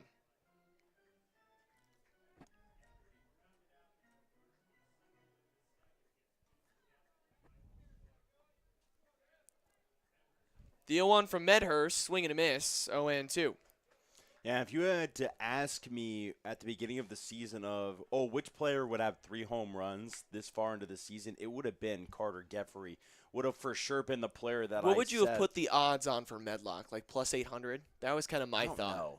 I don't know what I would have put my odds up, but he definitely would not have been first. I would have put probably Erickson next. I would have put Eberhard next, on all honesty. Yeah. Powerful lefty bat at a field like this where the wind normally blows that way, as it's blowing from left to right now. Here comes the 1-2 to Geffrey. He fouls that pitch off to stay alive. I think I probably would have said Geffrey, then Eberhard, and then Erickson. Yeah, those were probably the 3. And then I probably would. I mean, either Medlock or Grout, I think, would have been in there. Yeah. But I would say Medlock was not in my top 3 for home runs, and I've been pleasantly surprised by how good Elliot Medlock has been. The 1-2, swing and a miss. Geffrey goes down swinging for the first out in the inning. And I do really like Evan Bilter, but he only had 4 home runs at Colorado School of Mines in Golden. Only hitting 4 runs in Colorado. That doesn't spell well for you with the way the balls travel out here. I love you, Evan. I love you. I'm sure his family out there is a great person. But yeah, only 4 home runs in Colorado doesn't necessarily translate to being the top home run hitter in Alaska. This will bring up Ridge Erickson. He's 0 for 2 today. The first pitch to the catch. BYU catcher, is in there for a called strike one. Erickson in the DH spot today. Caught yesterday's game.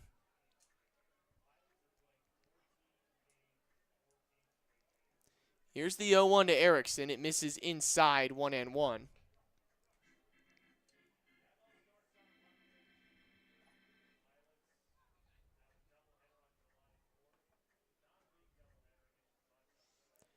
Here's the 1-1. Erickson swings through it, 1-2 with one away.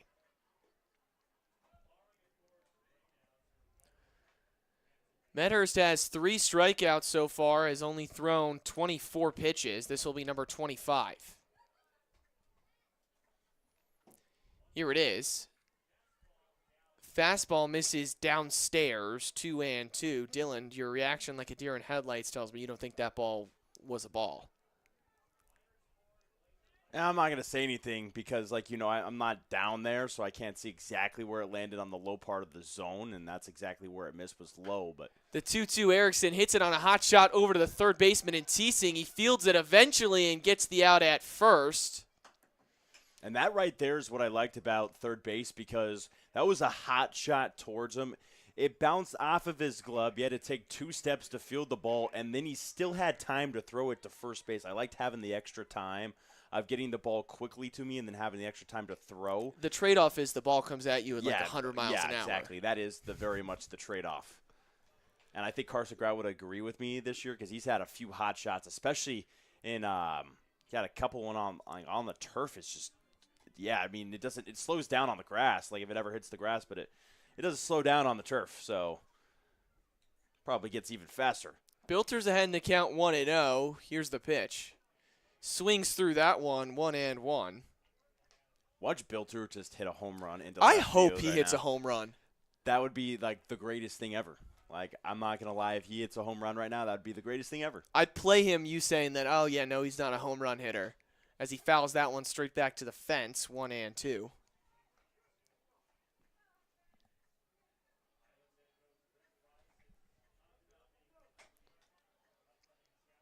Still a 4-1 ball game here in the bottom of the 5th inning. Miners lead it 5 hits to the Glacier Pilots 2 as Bilter fouls that one off.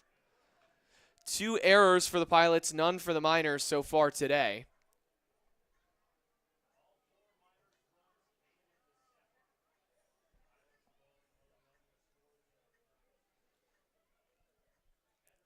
Here comes the 1-2 from Medhurst.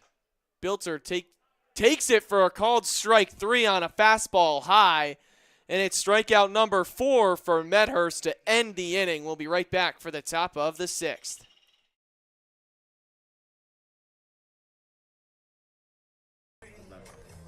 I'm Garrett Bauman. I'm in the transfer portal. Cole Marthel, Johnny, Sam Houston. 2 minors.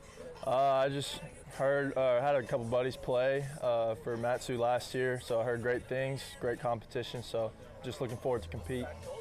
Yeah, I mean, it sounded pretty cool. Seemed like a fun place to be, and I need somewhere to play to get seen by some schools, so. Probably juggling. I can juggle, so say that's pretty unicycle. You say ride a unicycle? Yeah. That's fire. Probably go with 7 and the Prestige. Perfect game in Lion King. Spots are hot, the spots are hot. If I pitch bad, I shave.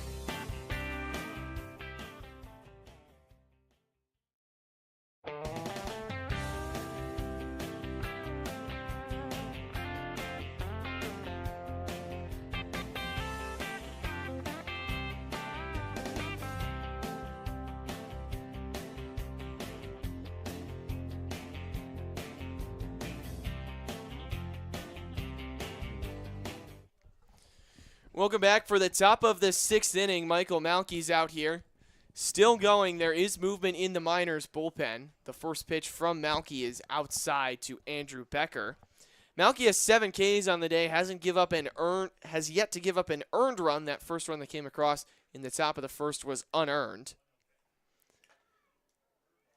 The curveball misses outside. It's 2-0 now to Becker. Yeah, just 2 hits on that 1 run. You mentioned the 7 Ks. He's thrown almost 90 pitches now, as that'll be a strike 1 to a 2-1 count. But it's now a total of 88 pitches he's thrown, almost 50 strikes. So he's been efficient, and he's kept the Glacier Pilots off the board. The 2-1 misses high and outside. It's 3-1 now to Becker. Warming up in the pen is Colin Miskelly, one of 2 left-handed pitchers for the Matsu Miners. A lot of lefties in this lineup today facing the righty in Malky for the Glacier Pilots. Quite a few of them are switch hitters in case a righty comes in. Curveball left it high. Andrew Becker is going to work a leadoff walk, and it'll be the first baseman, Hunter Klotz. Now I wonder how long LeBron will let him stay in this game with the pitch count that he has. And his head coach, Tyler Brunn, is coming out of man, he doesn't want to go, but the dugout now as he makes the point over to the bullpen. Colin Miskelly's coming in, and Michael Malky's day is done. He got through 5 innings with 7 Ks, only gave up 2 hits, 1 unearned run. And we will be right back as Colin Miskelly's going to warm up.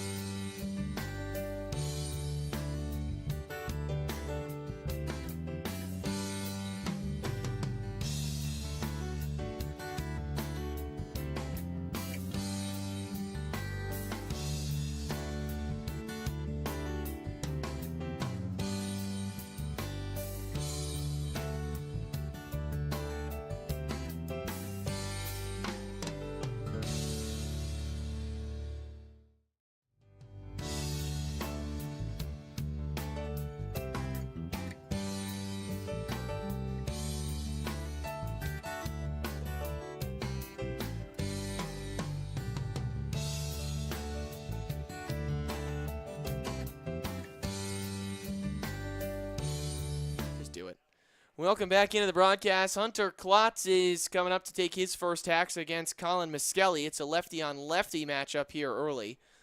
Leading off of first is Andrew Becker. He reached on a leadoff walk. Still only 1 hit today for the Glacier Pilots. Yeah, now in the last total 14 innings for the Glacier Pilots against these Matsu Miners since they hit the walk-off 7-6 win. The last of the innings, they have had just 1 run and 3 total hits in those 14 innings of action against the Matsu Miners pitching. In the top of the 6th inning, 4-1 ball game. Here's the pitch from Miskelly. Fastball misses downstairs, 2-0.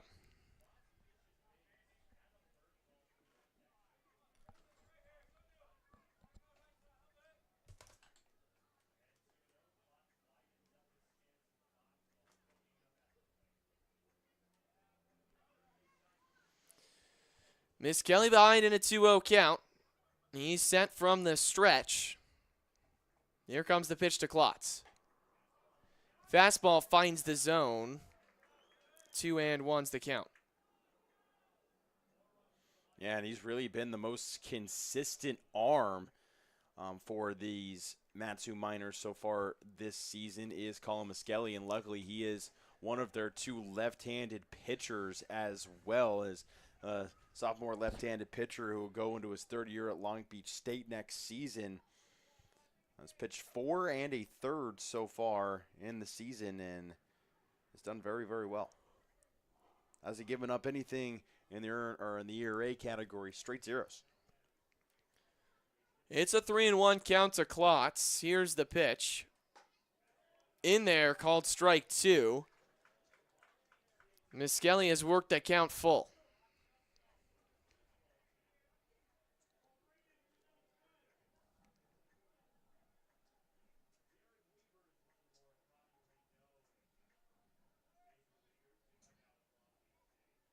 The 3-2 misses downstairs. It's 2 straight walks to start the top of the 6th for the Glacier Pilots. And that's really only been Miskelly's weakness is he's walked 4 batters in that 4 1/3. Now make it 6 combined with the 6 strikeouts that he has. He still has a 0.92 whip as he's hasn't given up a hit quite yet for the Matsu Miners, but it's just been 6 walks against Miskelly that's came to hurt him. This will bring him Adam Burkholt. He had a base hit his last time up. It's the first and only hit for the Glacier Pilots.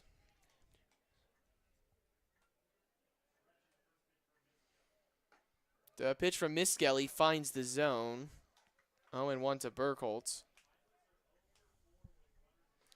Pilots are 0 for 4 so far today with runners in scoring position. Off of second currently is Becker. On first is Klotz. No outs in the inning. Miskelly in a little bit of trouble.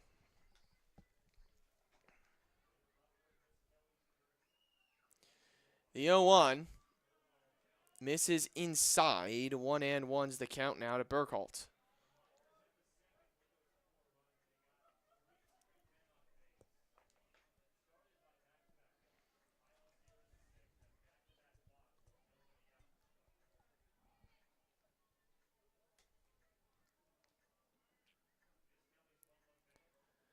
One count. Here's the pitch. Swing and a miss. 1-2 to Burkholt. Sun just disappeared behind the clouds. Overcast here at Herman Brothers Field. Some dark clouds on the other side of the outfield wall over on the right side of your screen. Some over the mountain as well. Out over left field. 1-2 count to Burkholt. Here's the pitch from Miskelly. That ball is hit in the air and out of play, out of right field. We'll do the 1-2 once more.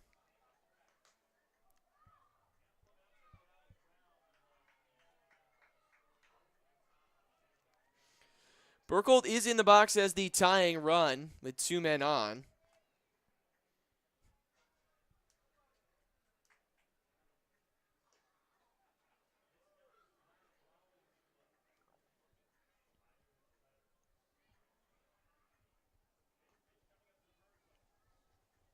This will be pitch number 5. He grounds that one foul down the third base line. We'll do the 1-2 again. Yeah, lots of balls fouled off against Miskelly so far on the year, but it just hasn't been put together by anybody to put a ball in play and actually get a hit yet against Colin Miskelly.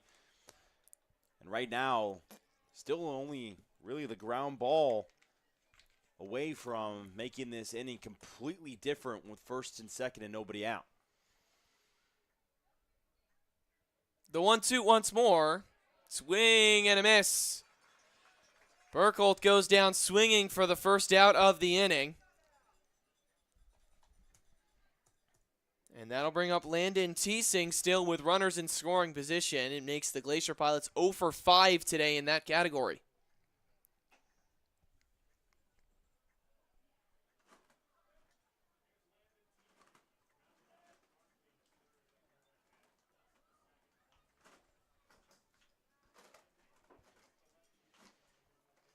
Wind whipping, as you can see on your screen with the camera shakes. The 0-0 to Teesing just misses on the outside part of the plate, 1-0.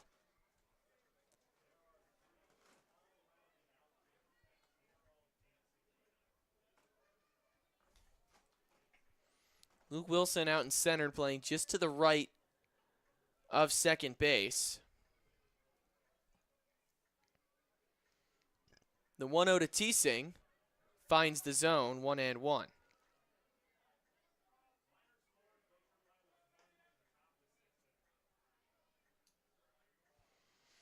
Approaching the hour and 50-minute mark here in the top of the 6th inning. Actually playing to the opposite side with Miskelly trying to pitch the outside corner right here. And if anything, would be hit to the opposite field with the way Miskelly kind of pitches. That's why Wilson's out there playing on the right side of second base on your screen. And then you've got Geffrey out there a little bit more hugging the line out in right field. Cover more of that room. And even Bilter kind of shifted a little bit off of that line, but stays in pretty much the same place. But Wilson can cover a lot of ground in center field. Here comes the 2-1 for Miskelly. Down in the dirt, 3-1. A ground ball could get him out of the inning with one away. Potential double play ball is in order for Colin Miskelly and the Miners defense. You also got Bilter, who can cover a lot more ground, no offense, than Carter Geffrey in right field. So leaning that way towards right field regardless as well. The 3-1 misses outside. It's a walk to load the bases of Teesing. Go-ahead run is coming to the plate in Carter Freeland, the switch hitter. So he'll take his hacks from the right side against the lefty in Miskelly. It looks like Cole Marthel-Johnny is warming up in the bullpen for the Miners. Marthel-Johnny was hot yesterday, and I was assuming he was going to be hot again today and ready to go, maybe possibly first out of the pen, but it wasn't him that came out first. They went with the left-hander instead in Miskelly, but expected Wind blowing from left to right here against Freeland. It's an 0-0 count. Here's the pitch. Takes it for a called strike one. I'd expect if Miskelly gives up anything else that Marthel-Johnny will probably come in for the left-hander. The base runner in Becker will go on Malky's sheet. Klotz and Teesing are Miskelly's. The 0-1 is hit into center field for a base hit. One run scores. Here comes Klotz. The throw not in time. McGee wasn't paying attention. Miskelly was luckily behind the plate as it got by him. One run is going to score. Two runs are going to score, excuse me. And it's now a one-run ball game here in the top of the 6th inning. Yeah, and that's the first hit that Miskelly's given up so far on the season, and it was a nice base hit just in shallow center field, and it was shallow enough to let the runner get a good turn around third, and Price ended up sending him, and it was a good send.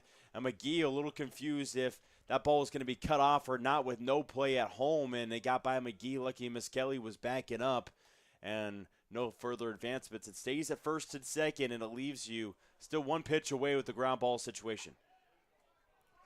Fastball finds the zone against Rodriguez. The go-ahead run is at first. The tying run is at second in Teesing.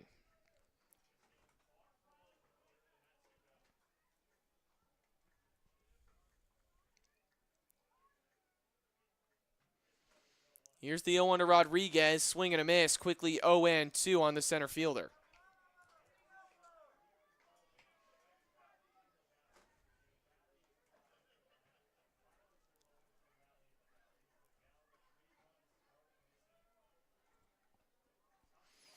Four-3 ball game with one away here in the top of the sixth. Here's the pitch from Miskelly. Misses high and outside. 1-2 is the count to Rodriguez. That missed definitely a little bit outside. But Miskelly didn't miss by much. Made it look appealing on a count where you're trying to defend yourself. Rodriguez still in defensive mode in a 1-2 count. This is one of the best batters of being able to get on base, even though his batting average doesn't show it. His on-base percentage does, and he knows, you know that B.J. Rodriguez sees the zone really well. He's a pitcher himself as well. So the kid from Fresno State, an all-around really good ball player. Miskelly set from the stretch on the 1-2. Here's the pitch. Swing and a miss on the high fastball. Rodriguez goes down swinging for the second out of the inning. Yeah, just as I'm talking real positive about Rodriguez, kind of not swinging out of the strike zone and knowing the zone really well. He swings at something that's just high cheese, looked too good from Miskelly, and goes down on the 1-2 count. And Miskelly didn't even really have to throw anything close to the zone to do it.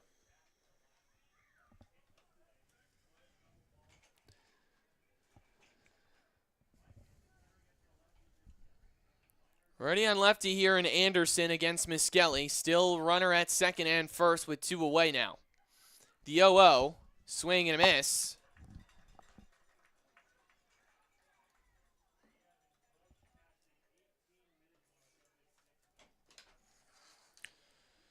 Approaching the 18-minute mark here in the top of the inning.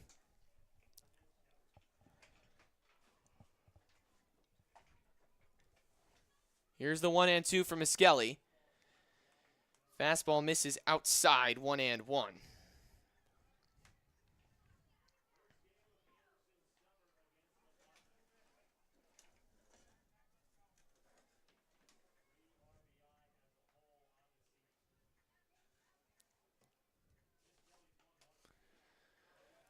The 1-1 breaking ball. Did he go? No, he did not. 2-1's the count now to Anderson. Not anything to panic about. You want to get them probably in play or on this pitch right here. If you're Miskelly on the 2-1 going straight after him, looking to get some type of ground ball here to end the inning. The 2-1 from Miskelly, swing and a miss, 2-2. Miskelly just a strike away from getting out of the inning, not unscathed. It's a 4-3 ball game here in the top of the sixth inning. Off of second is Teasing, off of first is Freeland.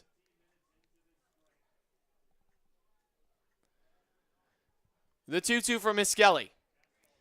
Fastball outside and low, 3-2.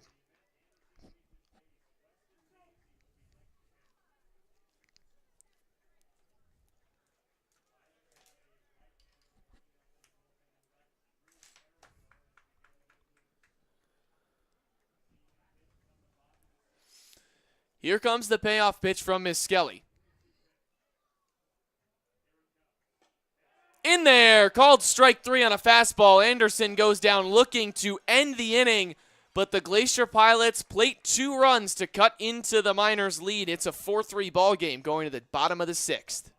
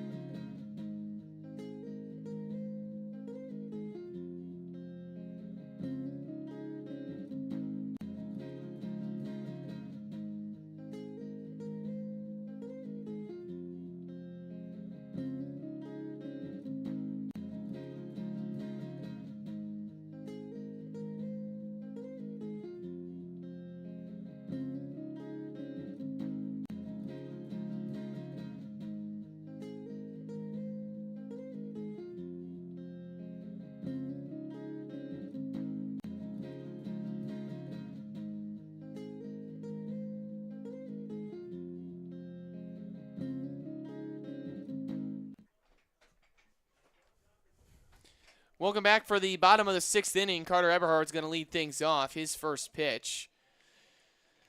Down and away from Medhurst. It's 1-0. Warming up in the Glacier Pilots bullpen.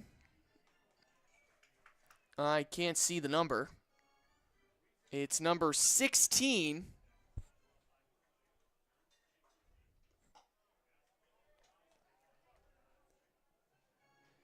Drew Perigo is the arm warming up, and it's 2-0 here on Eberhard.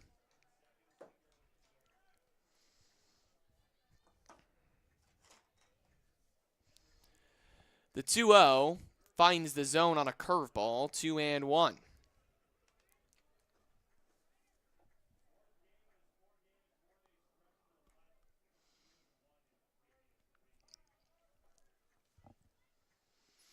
Here comes the 2-1. Eberhard takes it for a called strike 2.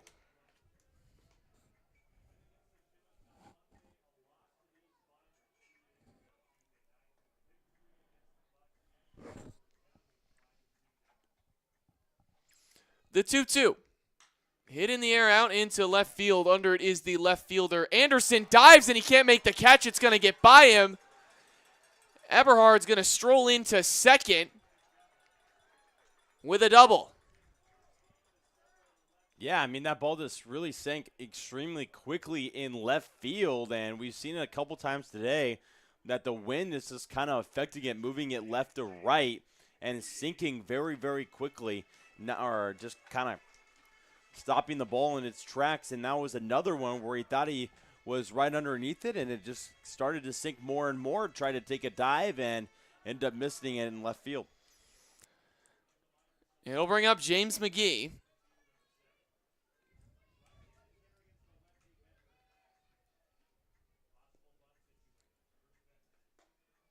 The first pitch to McGee finds the zone for a called strike 1.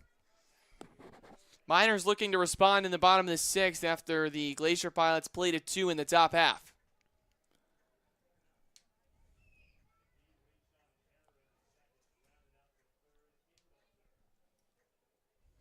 The 0-1 to McGee is outside, 1-1.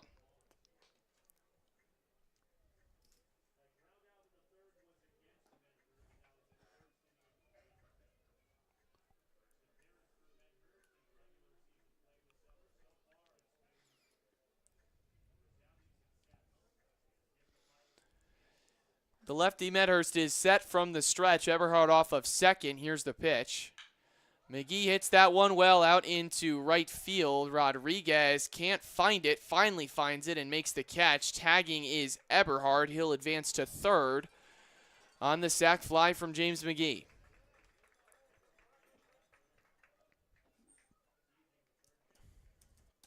Yeah, deep hit into about, really honestly, thought I was going to end up in right center, more into like kind of straightaway center there, with the ball just kind of dying on that play. But Eberhard doing a nice job of recognizing how deep that was hit and tag it up to push himself to 90 feet away and try to get this back to a 2-run lead.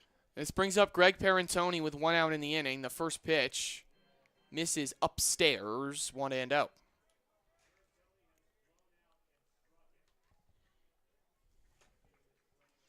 Perantoni 0 for 2 today with a strikeout and a flyout.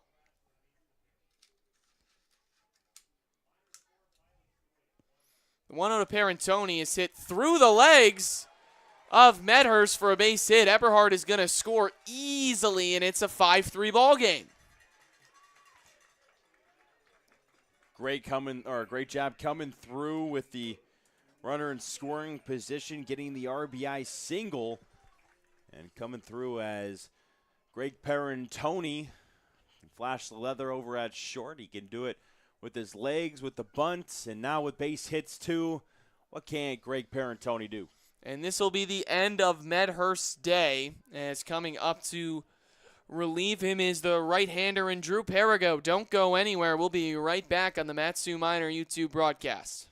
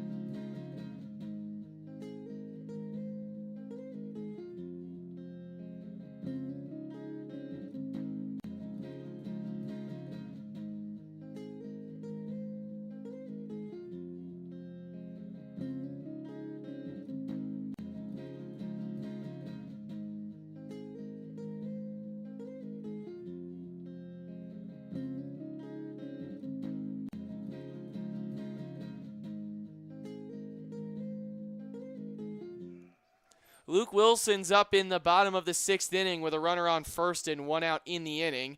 The new pitcher is Drew Perigo. His first pitch finds the zone. 0-1 to Wilson. Wilson collected a base hit his last time up.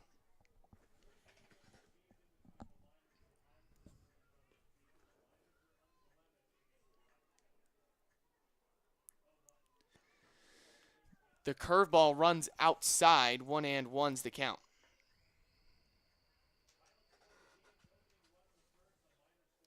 Perigo hailing from Feather River Community College in Meade, Colorado. Meade's pretty far away from where I'm from in Colorado, but the 1-1, McGee takes off on the hit and run, but it's going to turn into a double play. The hit and run was on, and it was hit right to the shortstop in Marks. He stepped on the bag at second and then threw Wilson out at first to end the inning, 5-3.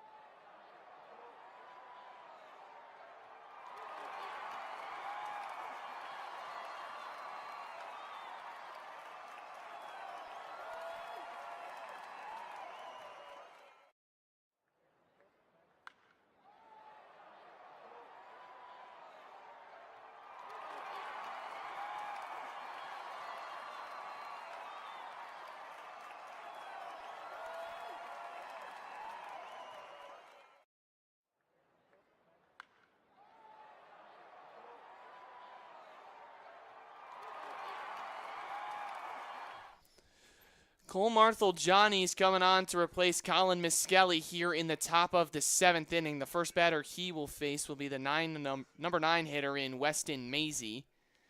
The second baseman today for the Glacier Pilots is 1 for 2. It's a 5-3 ball game. The Pilots cut the lead to 1 in the top of the 6th. Miners responded and to make it a 5-3 game off an RBI single from Greg Parentoni. The first pitch from Marthel-Johnny is skied into right center field, and that's going to be caught out there in left center, by Luke Wilson for the first out in the inning.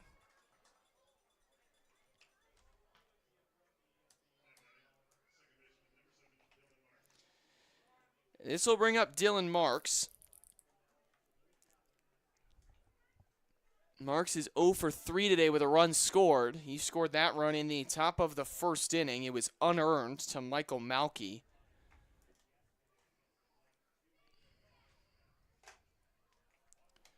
The first pitch from Marthel-Johnny finds the zone. 0-1 to Marks.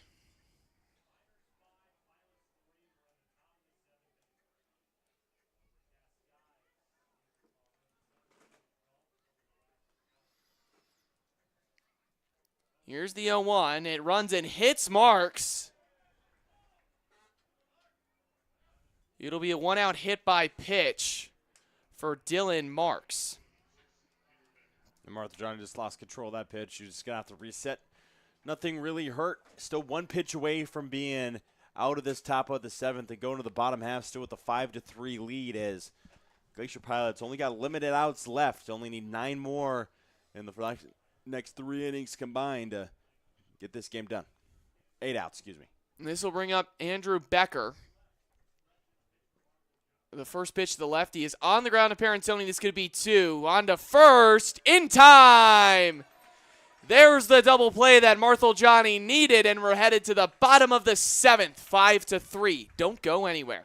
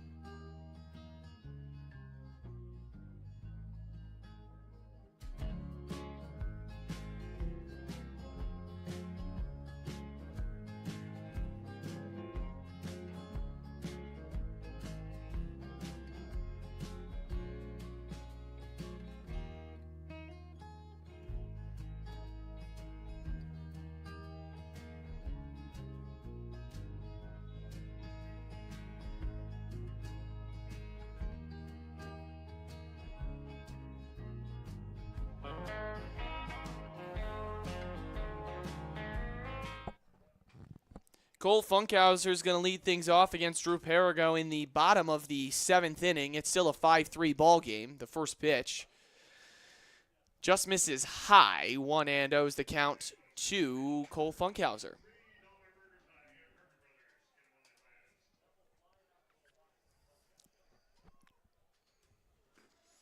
The 1-0 to Funkhauser is a little sawed off up the middle, fielded there by Marks onto first in time.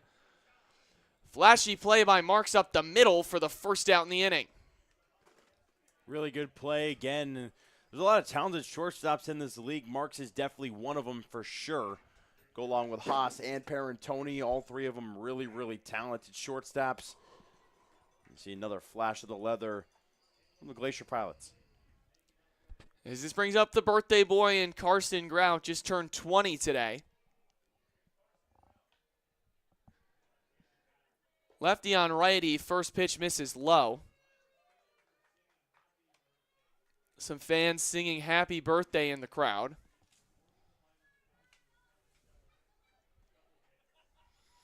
Celebrating nicely so far today with a couple hits and an RBI as he swings through that pitch. It's 1-1.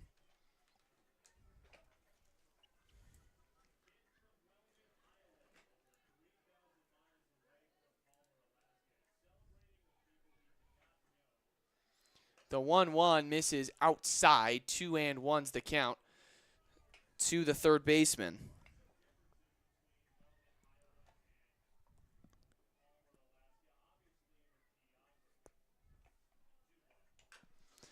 It's a curveball that's fouled off. 2-2. They're supposed to have some type of celebration for Grout on Saturday during their off day. Make sure they get his birthday. No, there was one other birthday on the team that they had, like the very beginning of June. It's Carter Eberhard's. Yeah, Eberhard's birthday, which, you know, he's such a quiet kid that he wouldn't even say anything. The 2-2 to Grout misses downstairs. It's a full count.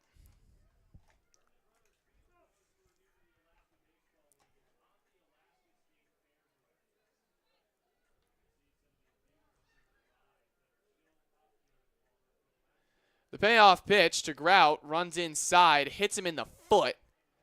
Not quite the birthday gift he wanted, but he'll take first base.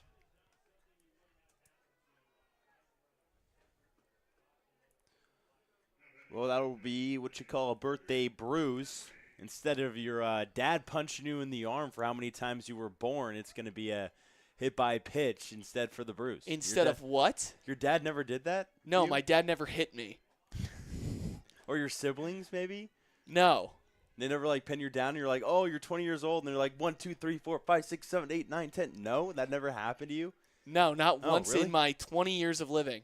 Huh. It's a 1-0 count to Carter Geffrey.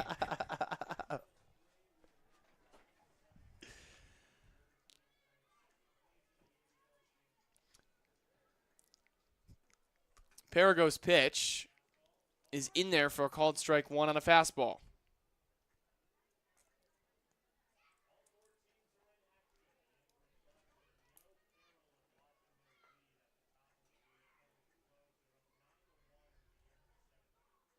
The 1-1 to Geffrey is fouled off, 1-2 to the right fielder.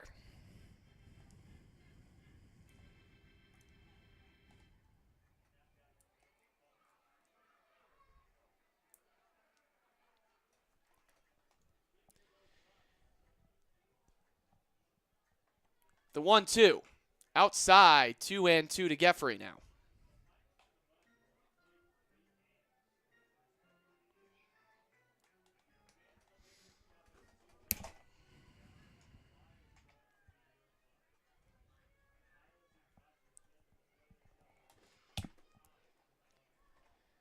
The 2-2 to Geffrey misses inside. It's a full count now to the Iowa kid.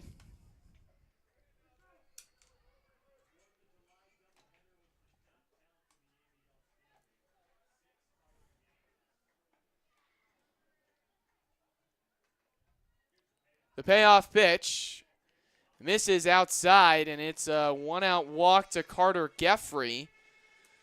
And it'll put runners on second and first for Ridge Erickson. Another dangerous hitter, and Ridge Erickson obviously doesn't get any easier going from Carter Geffrey now to Ridge Erickson. Talked about who would be on the front runner at the beginning of the season for the home run leader. It wasn't Elliot Medlock, but it was probably Ridge Erickson, Carter Eberhard, and Carter Geffrey. So Ridge Erickson's got some serious power, and he's had some moments already against the Glacier Pilots. One walk-off hit against that team as well, back in a 5-4 win at the beginning of the season. Erickson is 0 for 3 from the plate today. This will be a righty-on-righty matchup between him and Parago. The first pitch. Swung on and through for a base hit. That'll advance the runners 90 feet each, and the bases are loaded with one out here for Evan Bilter.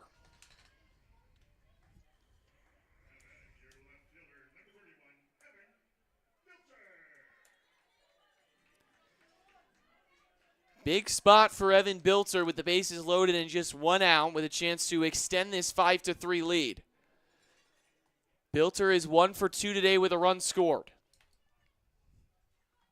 Been one of the hottest batters on this team coming into today.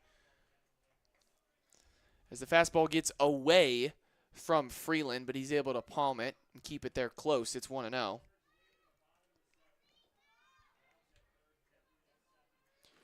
Grout is off of third. Geffrey's off of second. Erickson stands in at first. The 1-0 to Bilter is taken for a ball. Fastball was high, 2-0. Bilter has 2 or more hits in 3 out of his last 6 games. Coming into today is only hitless in 1 game. The fastball's in the dirt. It's 3-0, and there's nowhere to put Bilter.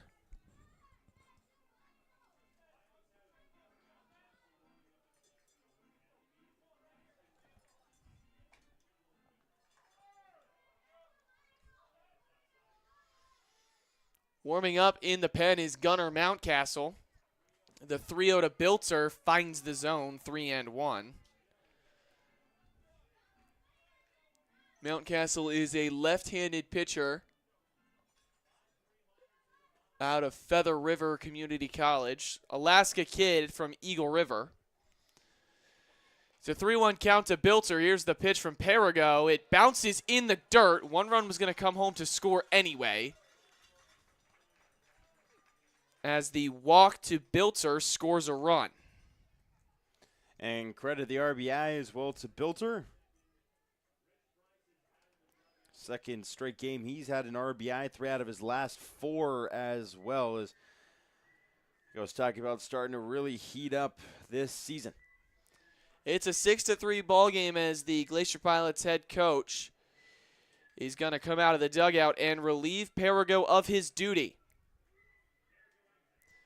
We will be right back for the rest of this inning with a new pitcher coming out.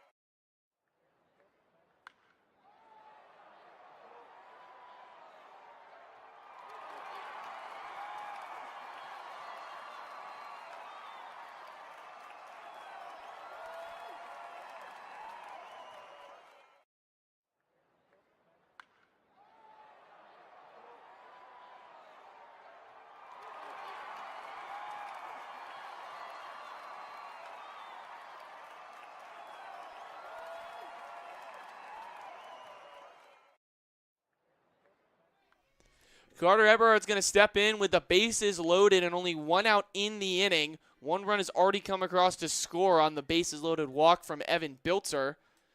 It'll be a lefty on lefty matchup with Gunnar Mountcastle up as that first pitch runs outside. 1-0's the count.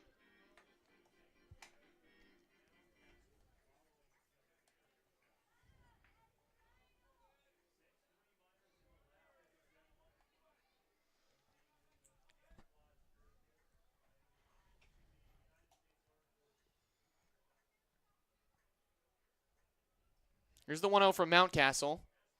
Fastball finds the zone, 1-1.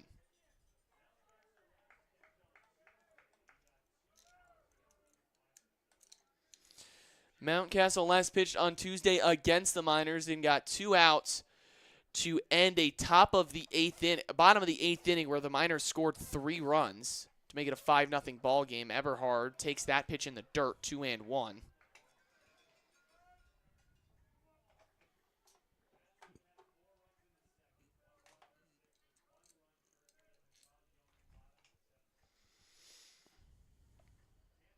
Two and one's the count to Eberhard. The lefty in Mountcastle is set. Here's the pitch.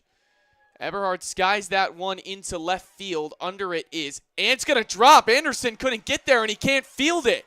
1 run scores. Here comes Erickson. The throw is cut off.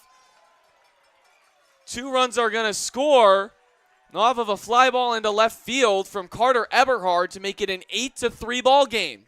Yeah, I mean, might have just lost that one maybe in the sun, possibly. I mean, that ball sank really, really quick off of the bat, but he might have just lost that one possibly in the sun, kind of going that direction towards him on top of the ball being moved by the wind.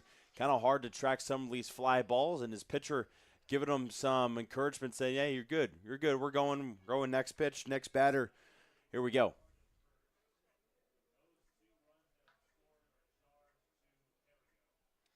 Those 2 runs go on the sheet of Perigo, not Mountcastle's. This brings up James McGee. And he's going to get hit by a pitch to reload the bases with 1 away for Greg Parentoni.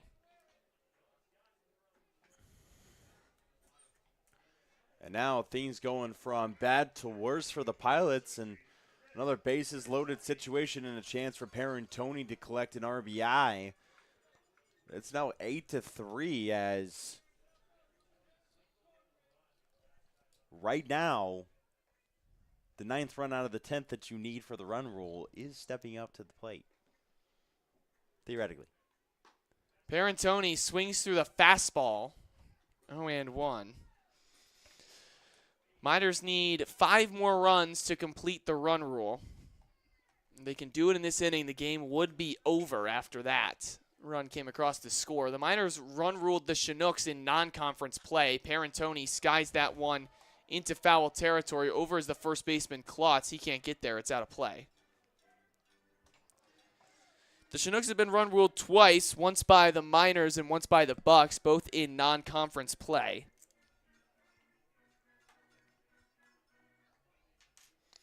What's the score down in Anchorage and Chugiak there, Dylan? I don't think you're going to want to know what the score is down in. I know the Bucks are winning, and it was 9-1 last time I knew. Yeah, it's still 9-1, top of the 8th. Parentoni swings through that pitch. It's a much-needed strikeout for Mountcastle for the 2nd out in the inning. And this will bring up Luke Wilson.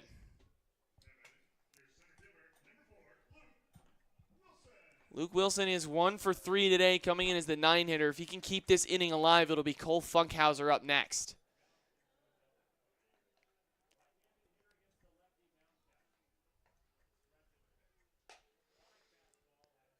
That first pitch is high and outside, 1-0. There's nowhere to put Wilson with the bases juice. Bilter off of 3rd, Eberhard off of 2nd, and McGee off of 1st. Here's the 1-0. Fastball misses high. 2-0 now on Wilson.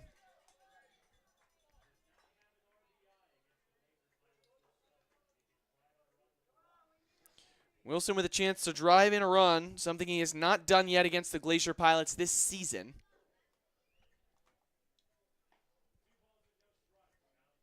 Two balls and no strikes as Matt Council set. Here's the pitch. Breaking ball misses downstairs on the curve. 3-0 now to Wilson.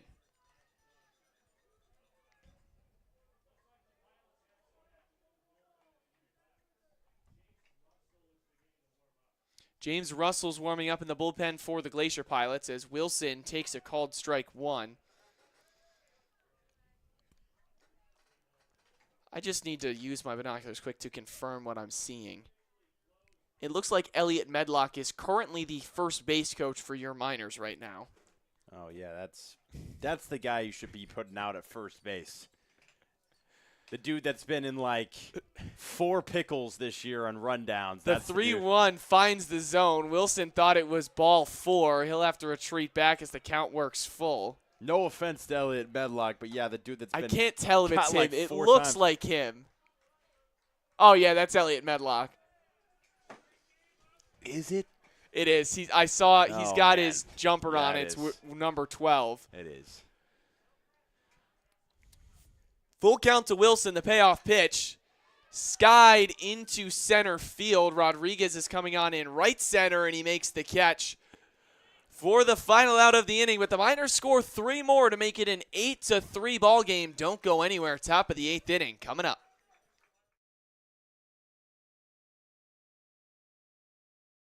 Go ahead. I'm Luke Wilson. I went to Johnson University. I'm Carson Grout. I went to the University of Iowa. It was recommended to me by my coach, and I had not heard any bad things about Alaska. I thought it was a good opportunity. Yeah, same with me. My coach said that they reached out, and I figured it'd be an awesome opportunity. Always wanted to go to Alaska, so it'll be fun. I know the script to Monsters, Inc., and there's just really never been a time to whip that out. I can drive a manual, but there's like no manual vehicles anymore, so it feels pretty useless.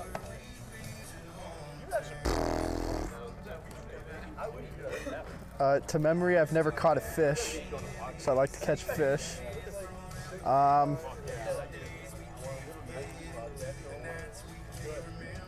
can hop in. Yeah, I think you should hop in. Definitely want to go on a hike. Definitely want to fish, and then probably see a bear. I hope I see a bear. Oh, yeah, I want to see a bear, and then a moose. I want to see a bear and a moose. I always put my left sock on first. Yeah. It's not that big of a deal. I'll go left and then right. You guys both put your left sock on first? Yeah, it feels right. It feels so weird to put my right sock on If first. I put the right one on, I'll have a bad day. I actually can't do it. Yeah. Top 2 movies are Interstellar and The Prestige. Top Gun and Top Gun Maverick. Wow. Yeah, we'll go one more. Hobby? I love to golf and just be outdoors. I like to play NBA 2K16. Why specifically NBA 2K16? Because I had an Xbox One and I played NBA 2K16 and the other games were like $100, so I've stuck with that one since 2015. Fair enough.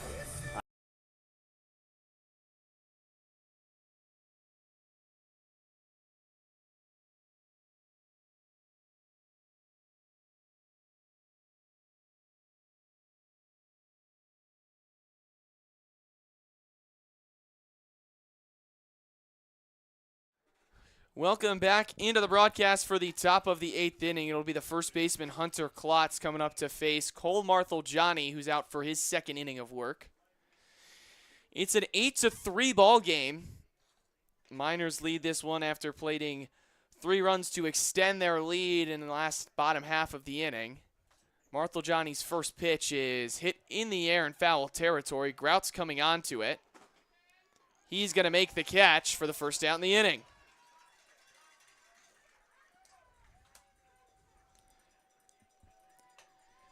And that'll bring up Adam Burkholz. Burkholz is 1 for 3 today.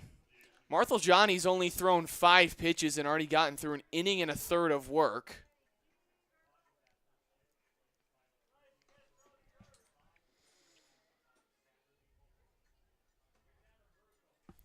The 0 to Burkholz is a slider that misses outside, 1-0.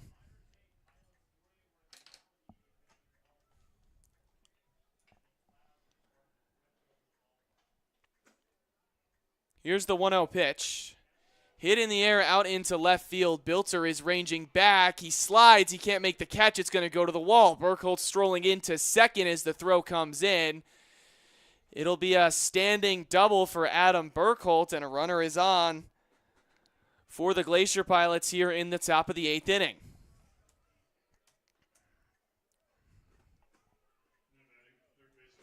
Yeah, just you think things can't get interesting, they kind of do. I mean, it's still an 8-3 game. Glacier Pilots kind of need to get so much more than just one double, but gives them some momentum and some fire in their dugouts to kind of see if they can start a comeback of their own and start a rally on the Miners, who have done it so many times in the last week. Landon Teesing is up. The 0 to him is a curveball that misses inside.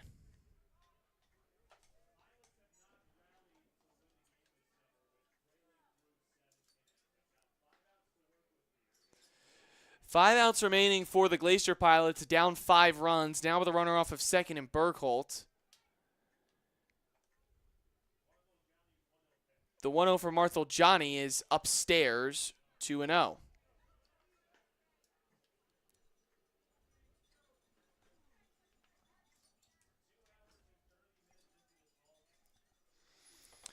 Just over 2.5 hours into the ball game. It's the top of the 8th inning with one away. The 2-0. Foul tip into the glove of James McGee as Teesing's elbow guard flew off on the swing.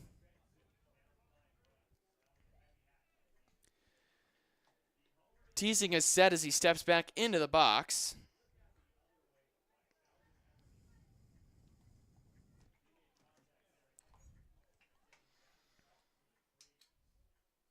Here's the 2-1.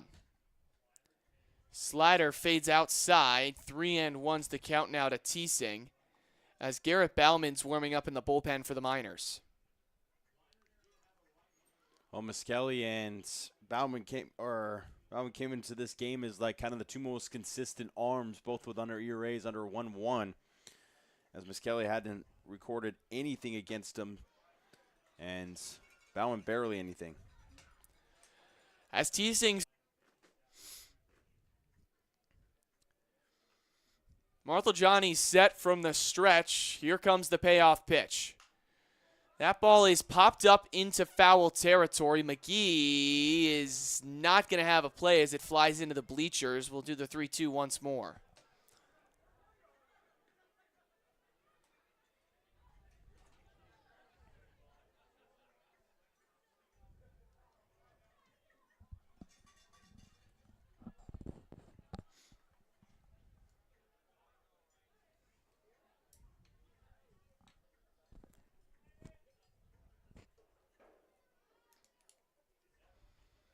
Seventh pitch of the at-bat. Here's the 3-2. High and inside, Teesing's going to work a walk, and there's 2 aboard here with only 1 out in the inning.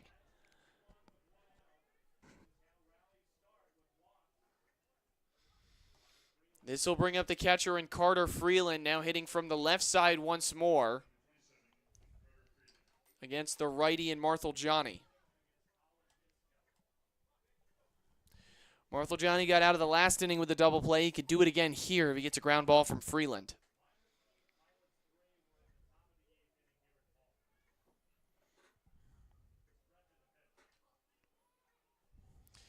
The 0-0 is hit in the air into right field. Geffrey's coming on, and he's going to make the catch. It'll keep the runners put where they are for the second out in the inning. Really good play by Geffrey, making sure that he has the coverage. Wilson was coming over just in case that ball got behind him, but Geffrey showing his ability to play right field. He's a utility player, not just a catcher. As this will bring up B.J. Rodriguez. He launched a homer yesterday in a big spot. If he did it here, it'd make it an 8-6 ball game.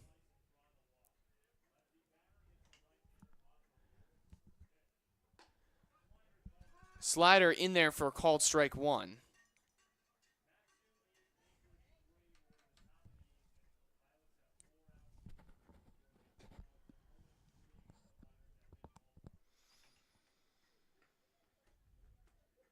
Here comes the 0-1 pitch from Marthel. Swing and a miss. Quickly 0-2 on Rodriguez.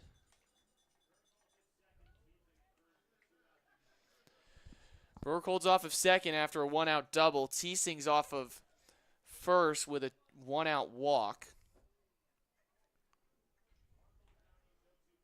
Here's the 0-2 for Marthel. It misses outside. 1-2's the count.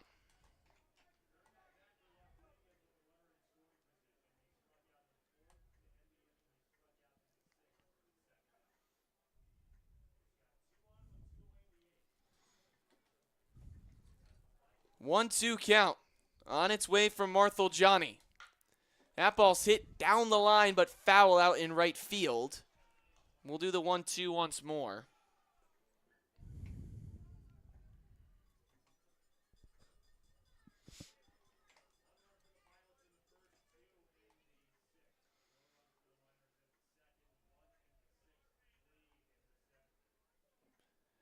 Marthel going to deliver the 1-2 once more. Here's the pitch. Fouled straight back. Hit the press box right over the PA announcer's side.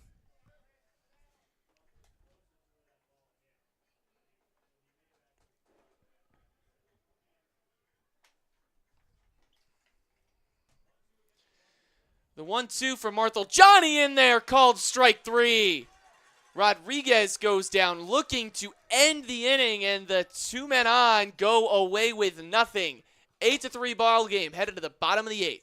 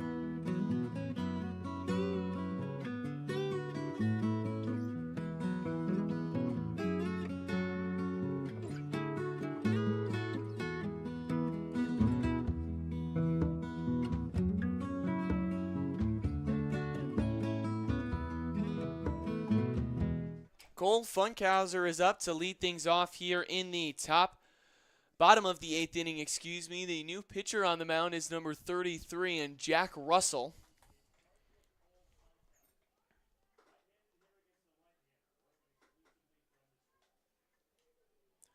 Russell's first pitch is in there for a called strike 1 on the fastball.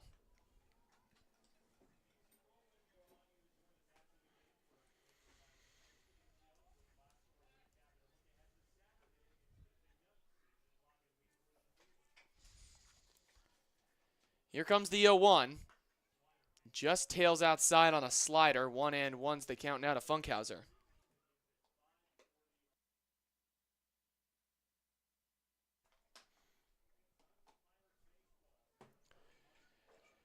Set from the stretch is Russell. Here comes the 1-1. It misses high. 2-1's the count to Funkhauser.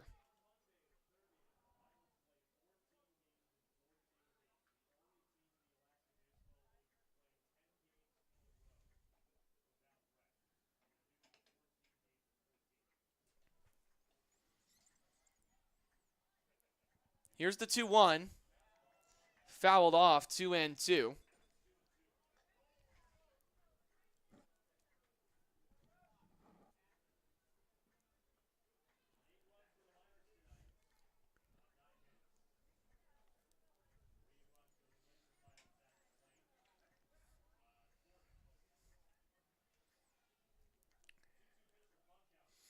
The 2-2 to Funkhauser is hit right back up the middle and through for a base hit.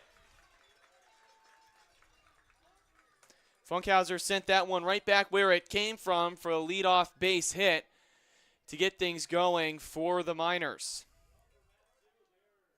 Yeah, and theoretically, if the Miners could score 5 runs this inning, then the game would be over. The game would be over after 8 innings of a run roll. Back in the box again is the birthday boy in Carson Grout. He has an RBI single, another single after that, and a hit by pitch. Swings through the high fastball, 0-1.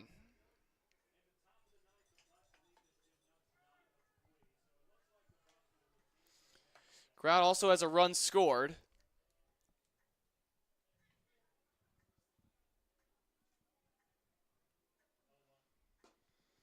The 0-1 is taken inside for a ball, 1-1.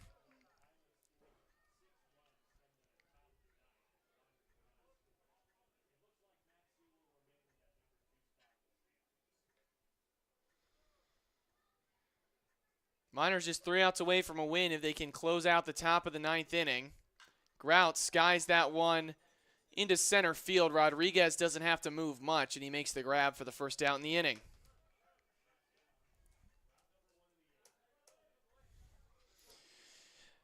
That'll bring up Carter Geffrey.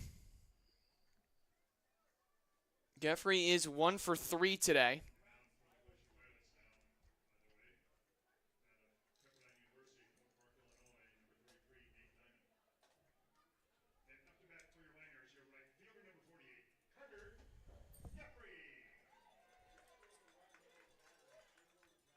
Righty on righty matchup.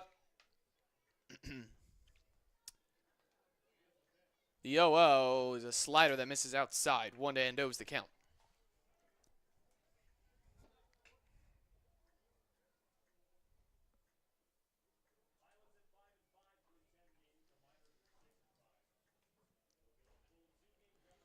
Just an update from that Anchorage Bucks and Chudiak Evil River Chinooks game as the Bucks leading that game still 9-3 in the top of the 9th.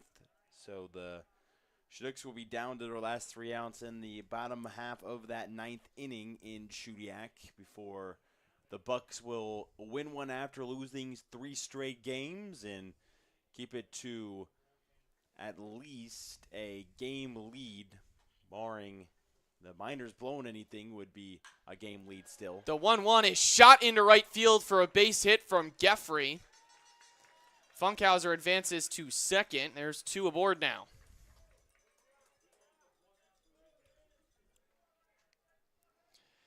And this will bring up the catcher in Ridge Erickson. Erickson's 1 for 4 with a run scored at a base hit to load the bases in the bottom of the 7th inning.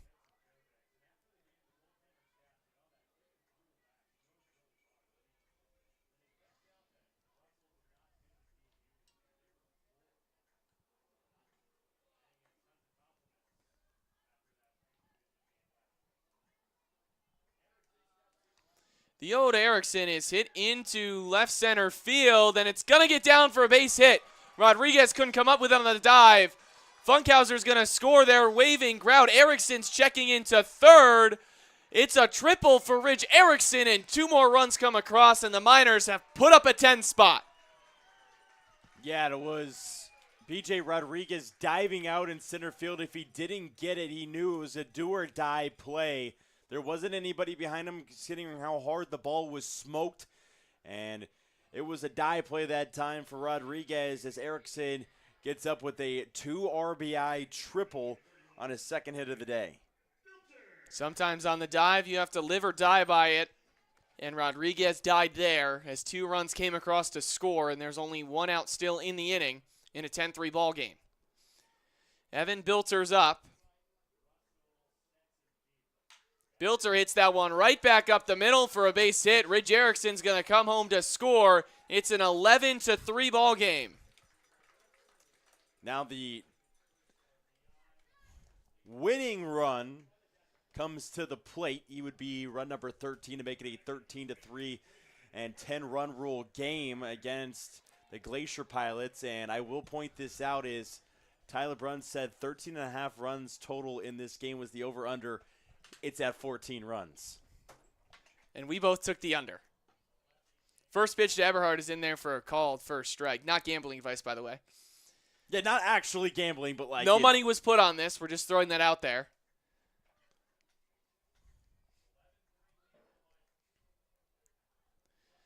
Oh, and 1 count to Eberhard.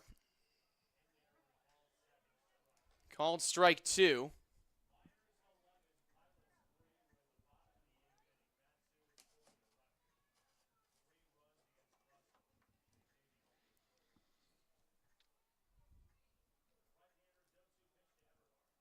Here comes the 0-2 from Russell.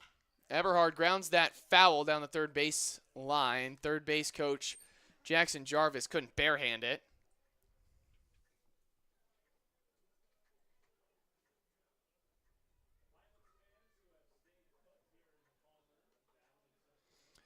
Bilter leads off of first. Eberhard's in the box behind 0-2. Russell's set on the mound from the stretch.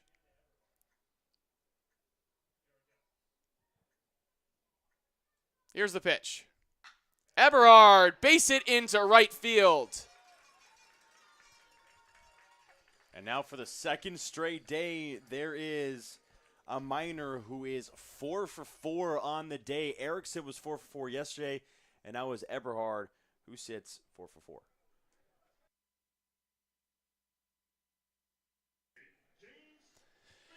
This will bring up James McGee, as Freeland wants to have a conversation with his pitcher on the mound in Russell. If they score these 2 runs, that'll end the game.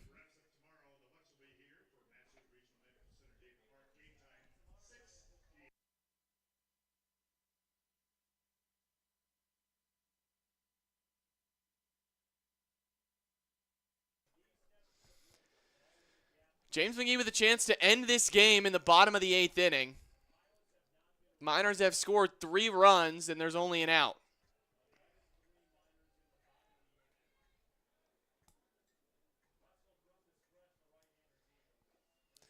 McGee takes that first pitch in the dirt. 1-0's the count.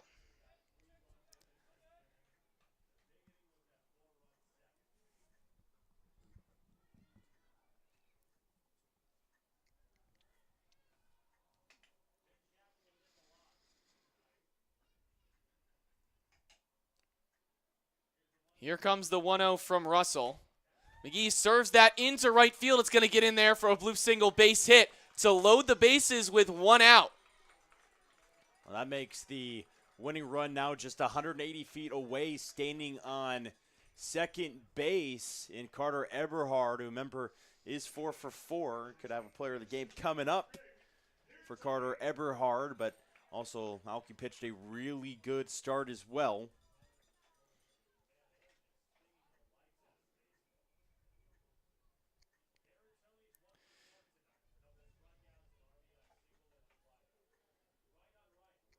Righty-on-righty matchup. The first pitch to Parentoni misses outside, 1-0.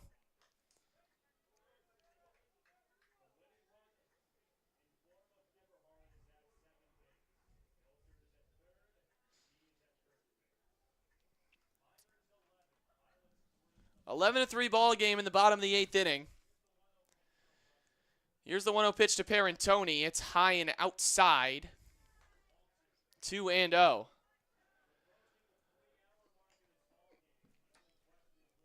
Luke Wilson is in the on-deck circle as the number 9 hitter.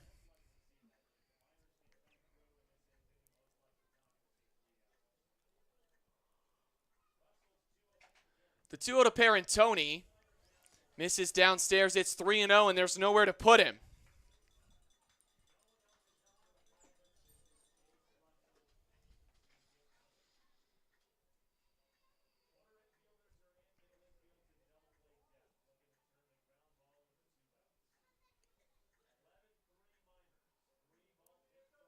Russell needs to attack here, and he misses outside. It'll bring in run number 12, and Luke Wilson is up with 1 out with a chance to end this game.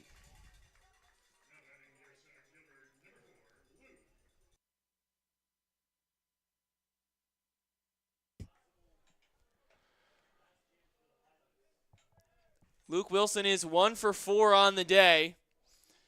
A ball put into the outfield can end the game with Eberhard leading off of third.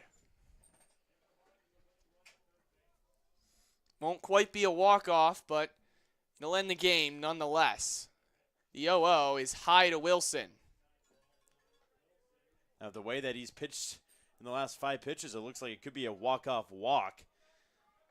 Ever been to one of those at an MLB stadium?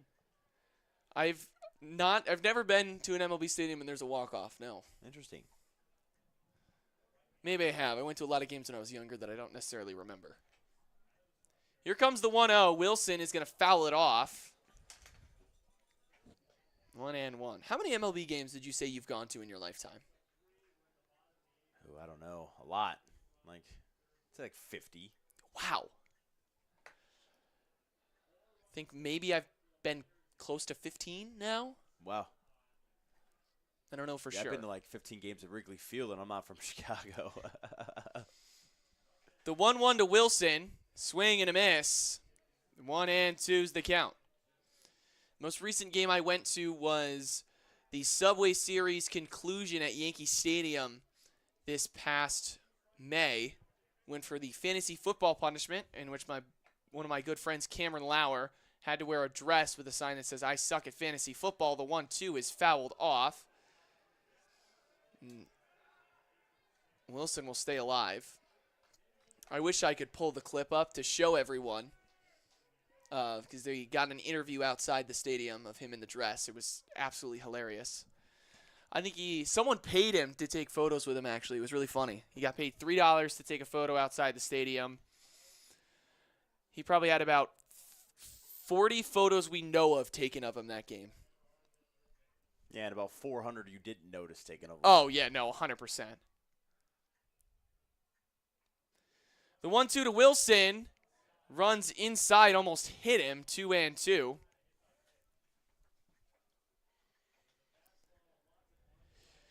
Fisher Sims is up. If the inning continues, obviously a double play ball is potentially in play here. Sims will pinch hit for Cole Funkhauser. The 2-2 hit down the line at third. They're not going to take the out at home. And that'll end the game. I don't know why Teesing didn't take the out at home. I think he just wanted to leave. Luke Wilson is going to end the game in 8 innings. The Miners take this one 13-3 on the run rule. It's not a walk-off, but they're celebrating like it is. Miners win 13-3 and have sole possession of second place. That was strange. That was definitely a strange ending. There's a big matchup against the Bucks tomorrow with potentially first place in the ABL on the line. We will be right back with the Miners postgame. Don't go anywhere.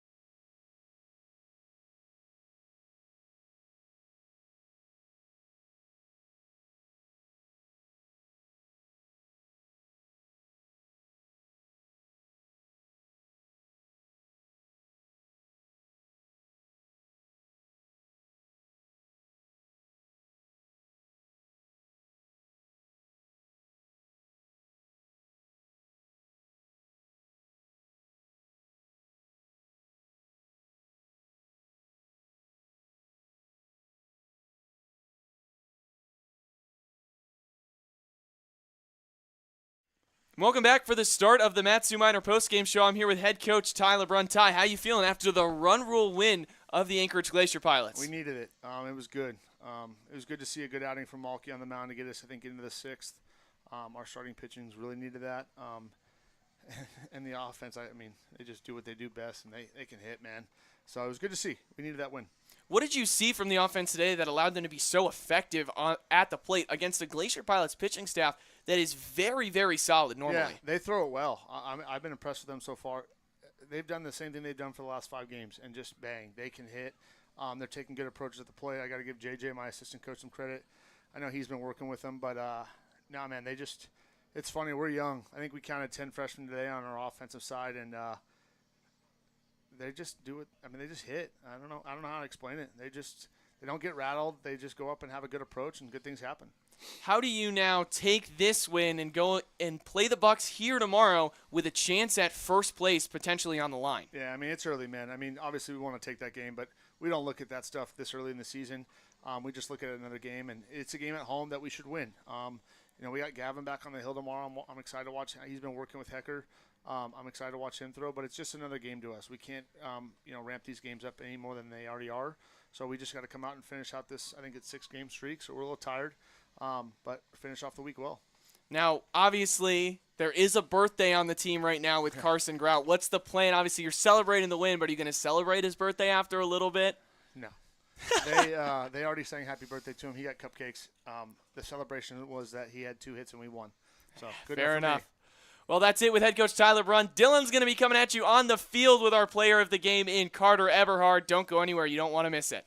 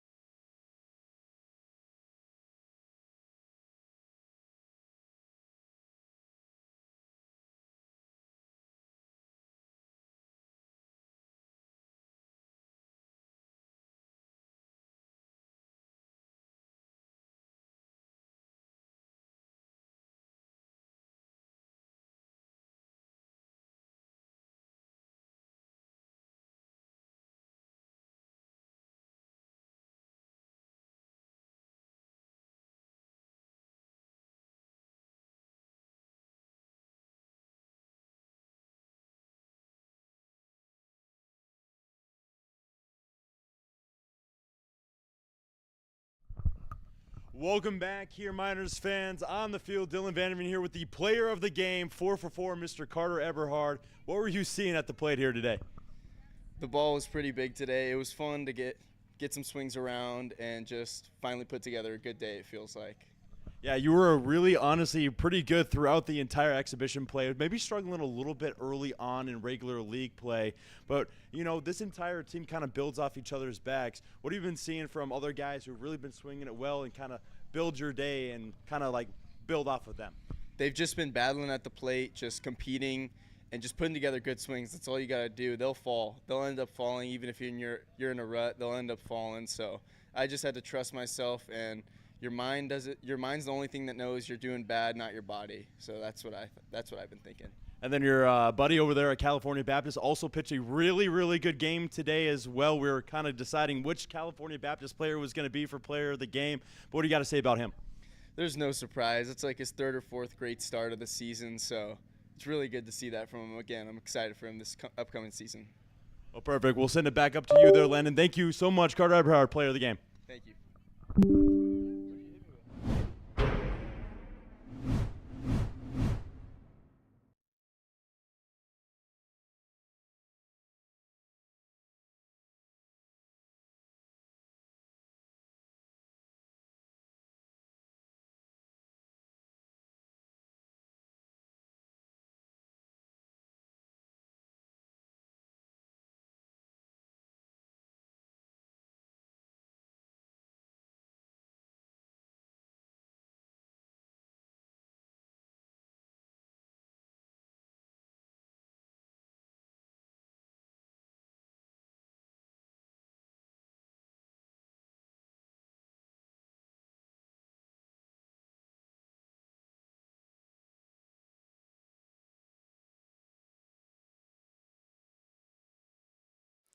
Well, that'll do it here on the Matsu Miner YouTube post-game show. Miners win this one 13-3 over the Anchorage Glacier Pilots. We'll be right back at you tomorrow taking on the Anchorage Bucks in what should be a good contest for first place. If the Miners win that game, they'll be even in record, but with the tiebreaker, they'll have the season series 3-2. I'm all alone. Dylan's still on the field having fun with some players. We hope all of you who tuned in to watch will have a great night. I'm Landon Stilz. That was Dylan VanderVeen. Have a good one.